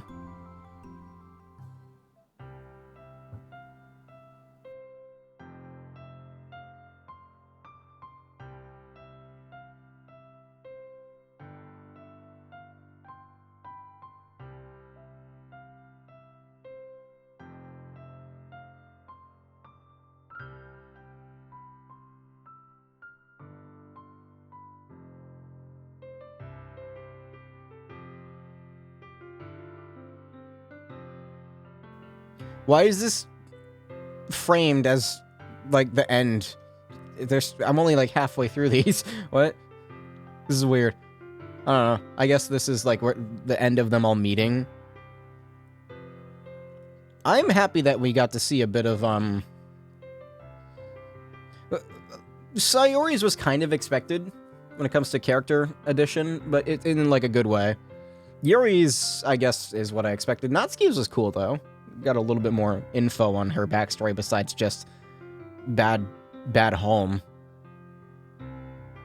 And we saw characters that weren't the main cast. Granted, they weren't, like, they didn't have color or faces, but, you know. I think the word I'm looking for is silhouette. They were silhouettes.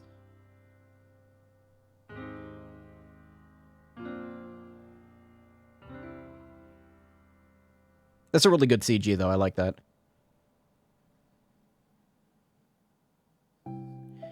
That's all. That was so good. That was not the end, apparently. Just kind of felt like it was. It was? It was? Yeah, are you kidding? You're already like a pro. Not even close. Does the song have a name? You said it was about the club, so... Yeah. It's called My Song, Your Note. Because...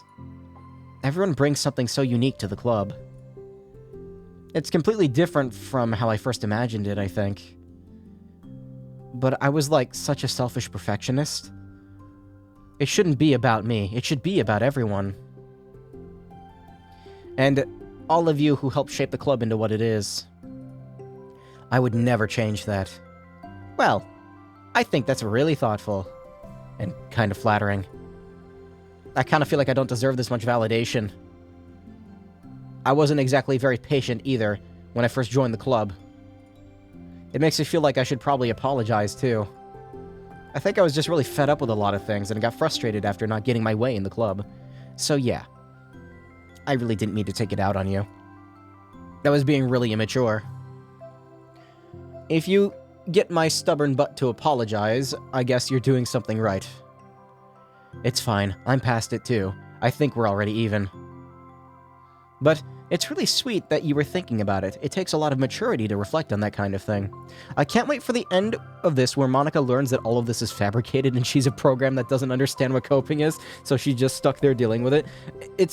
I am legitimately curious because there's a 13th hidden act, and I don't know if it's gonna be very wholesome or not. It might be kind of bad. Like, if the entire 13th act is just Monica having a mental breakdown, I would not really be surprised, if I'm being honest with you.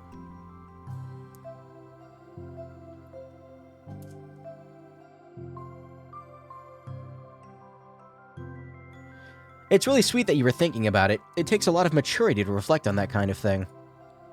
Well, I wonder who I got it from. Oh, the soon has arrived. Oh, never mind.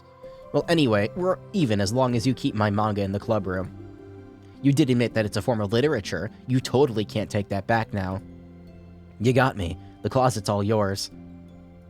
Ehehe. I'll tell you what. I'll bring in a little something for the club tomorrow. I want to do something nice in return. What kind of little something? Oh, you'll see. You'll see.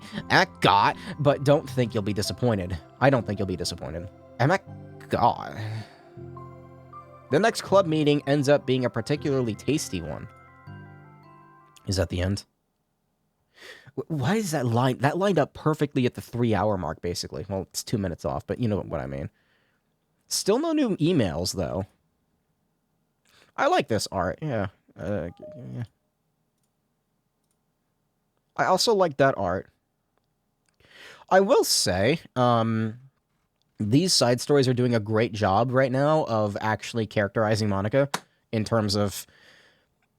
Again, Monica has her own act dedicated to her, but it really feels like in the main game, it kind of like she's kind of lacking in terms of any substance to her.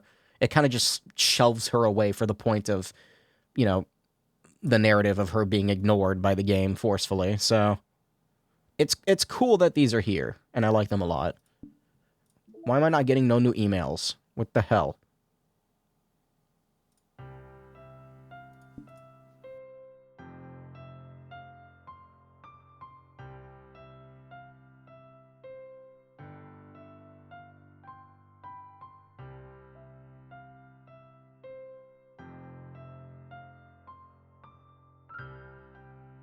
Now here's the question I want to ask myself. Is this a good place to leave off or not? It feels like yes. Like I don't want to stop streaming yet, you know?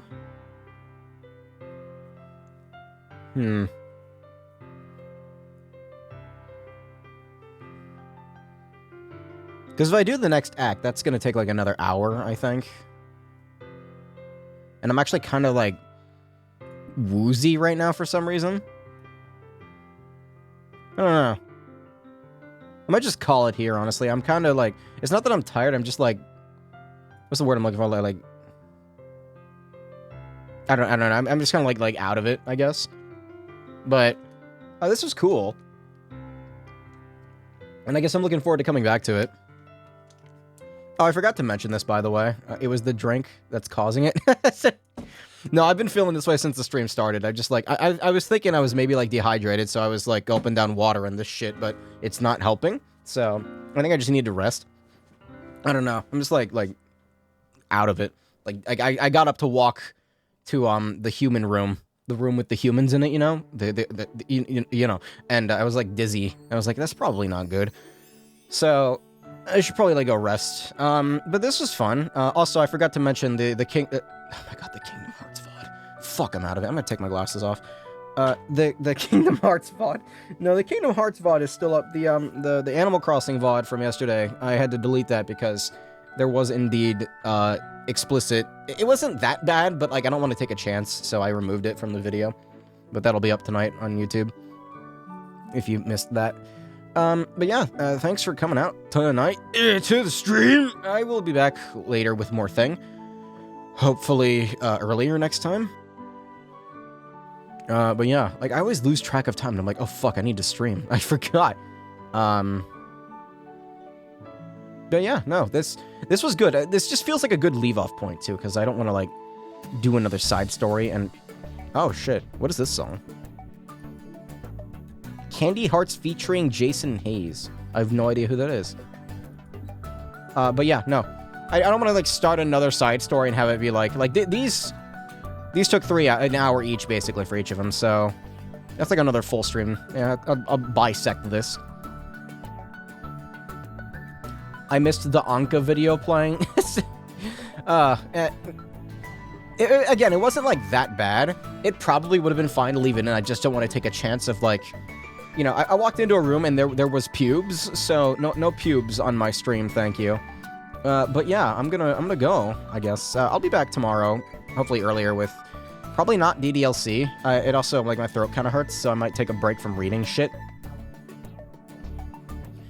Yeah, if you haven't played this on your own, I would also recommend that you do that as well. But thanks for coming out. The side stories, I don't know what's gonna happen in these later ones, but I know that there's one more after these 6. So, and I'm just gonna assume that one, like, since it's hidden, it's either going to be perfectly normal or something really fucked up is gonna happen when Monica freaks the fuck out. I don't know exactly when it's gonna leave off. Do I still have the DDLC file? Yeah, it's still fucked. To the special player who received this special ending, thank you for being a part of my literature club. Yep, I don't know if I want to reset this. I kind of like having this note just be here, you know? It's nice. Why do I have mail? What? Where did that come from? What? Why did... Simply put, it's not our job to arbitrarily decide upon some code of ethics just because we're the first ones to do this, to our knowledge. That's the government's job to figure out, as long as we've made enough headway for it to no longer apply to us. Why did this show... It's fundamentally flawed to apply ethical reasoning to this anyway, because humanity's code of ethics is based upon nothing more than our knowledge and understanding of life forms similar to ourselves. We don't have ethics for killing bacteria or plants. Well, they don't have higher consciousness. Not only for the creatures that we can convincingly project our emotions onto, the humans in our VMs operate completely differently from us on a fundamental level, and therefore should not be taken any more seriously than a machine that's programmed to print "I feel sad." We're engineers, not philosophers. Facebook made this game. No, I forgot to make a metaverse joke. I keep forgetting about the metaverse thing. Zucky Boy is looking at the stream right now. He's like, yes, the metaverse. Fucking Facebook. Ugh, I fucking hate Facebook. I don't know why this got sent. Untitled mail group do not use. Wait a minute. I'm not supposed to be getting these emails at all. Somebody is like CCing. Stop CCing me.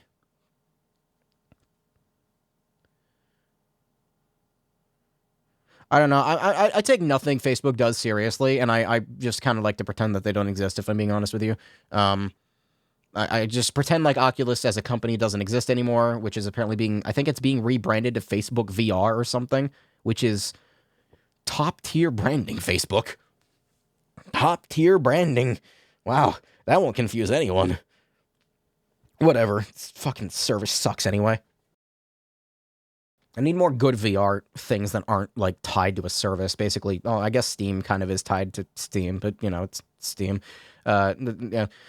Aside from that, these emails, I don't know what triggered this. I wasn't expecting another email. 12:06 a.m., December 4th, 2019.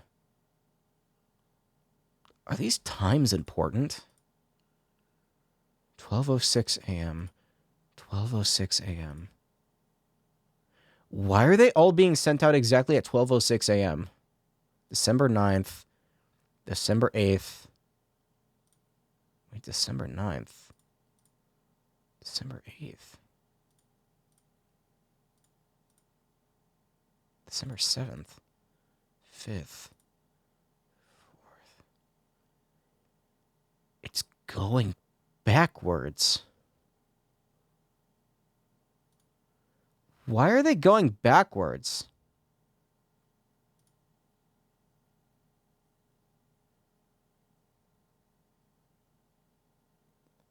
Let me reread this. Just to clarify, all the recordings labeled side stories, excuse me, are part of a control simulation, right?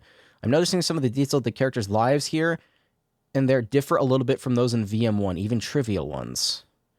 Is this part of the butterfly effect from some of Monica's more fundamental changes, or is it a result of her just messing around with other characters in VM1? We have like 5 different universes in total, with 3 or 4 of them created and destroyed by Monica, of course. It's funny because I keep wanting to speculate on which one is real, which one is the real universe, but in reality they all are, as real as ours anyway.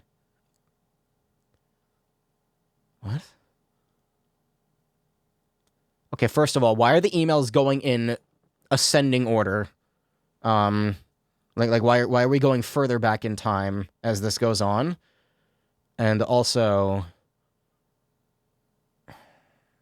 I'm getting conflicting things here because this one talks about how the programs don't feel emotions, but then this one's talking about how the universes are almost as real as ours, to them at least.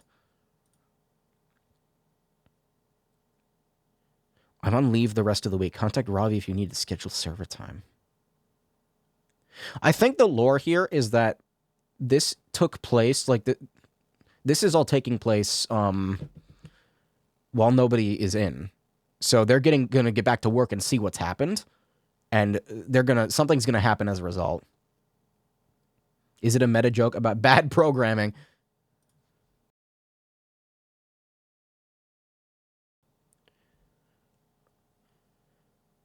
This isn't how emails work, though. I mean, I guess you can CC an email after it's sent to somebody else, but like this is weird. I don't know. And again, this whole virtual machine thing is kind of weird in general. These are all from different people, right? This is from Paula Minor. These 2 are from the same. We've gotten 2 from Ive Laster, and these 2 are unique.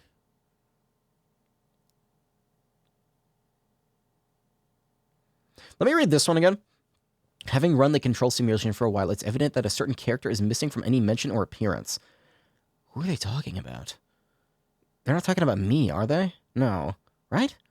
This makes me speculate that Monica's meddling is less clumsy than we think. She would have had to manufacture this character herself as a way of forcing interaction between her and the user.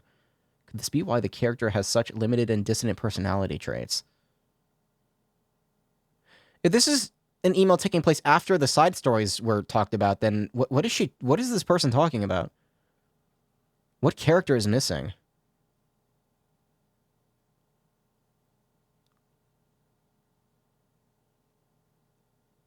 See, this is the interesting shit that I'm looking forward to, because, like, the DDLC is not over, of course. Like, there's more to this. It's not going to be, like, this universe anymore, but it's going to be, like, the metaverse. Facebook has bought Dan Salvalto's brain and put it in a jar, and he now works for them.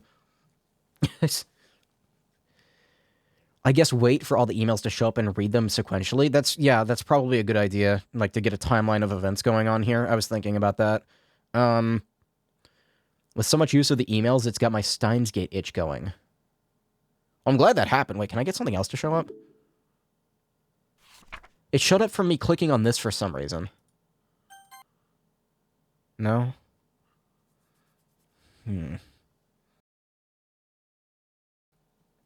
Why, though? There didn't seem to be a trigger point. Maybe it was just, like, after doing that, you go into the game again? That's weird.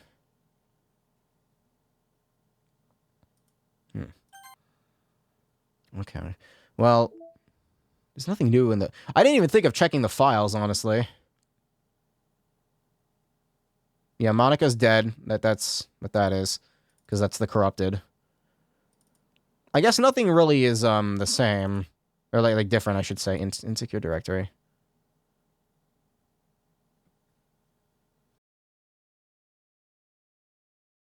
This is a scratch disk. Do not use it to store sensitive or permanent things. Ria is working on setting up a proxy mail server so we can have proper remote communication without having to worry about the higher-ups. Without having to worry about the high... This is hard to put together.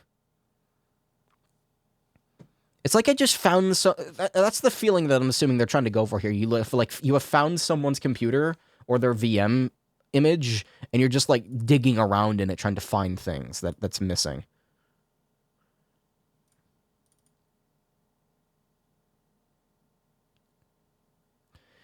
Wait, was this here?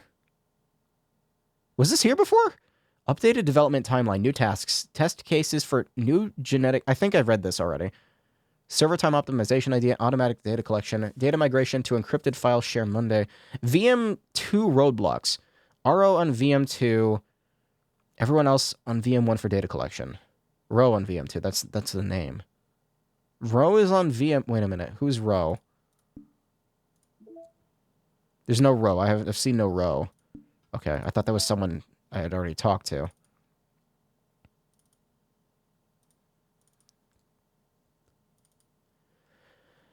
Audio data, VM environment changes, persistent variable tempering, timestamps. You know who went on too many tangents again. Okay, that's Monica talking. Part of me just wants to go through every fucking file in this thing and just, like, scour them for any data, but there's, like... This is obviously designed to throw you off a lot and make it take forever, you know? And I think I already found the most interesting one in one of the last streams, so... Yeah, Well, that was interesting. Okay, that threw me for a loop at the end there. Yeah, I'll get back to this. I want to see what happens here, and when I'm finally done with DDLC, I can finally, like, shelve it, and whenever Dan Man and his crew, whoever, if he has a crew and whoever that is, releases the new game, we'll get to that. I kind of wish there was a shutdown animation for that, by the way. Ooh, that was my shoulders. Ow. I wish there was, like, a little shutdown animation, Windows XP style, where it goes... But yeah, thanks for coming out to the stream. I fight for my friends, and I think I've lost my meme. No. No lost memes here. Anyway, bye-bye. Have a night. Don't play visual novels with sentient beings in them. I don't know. I don't have any fucking advice for you. Bye.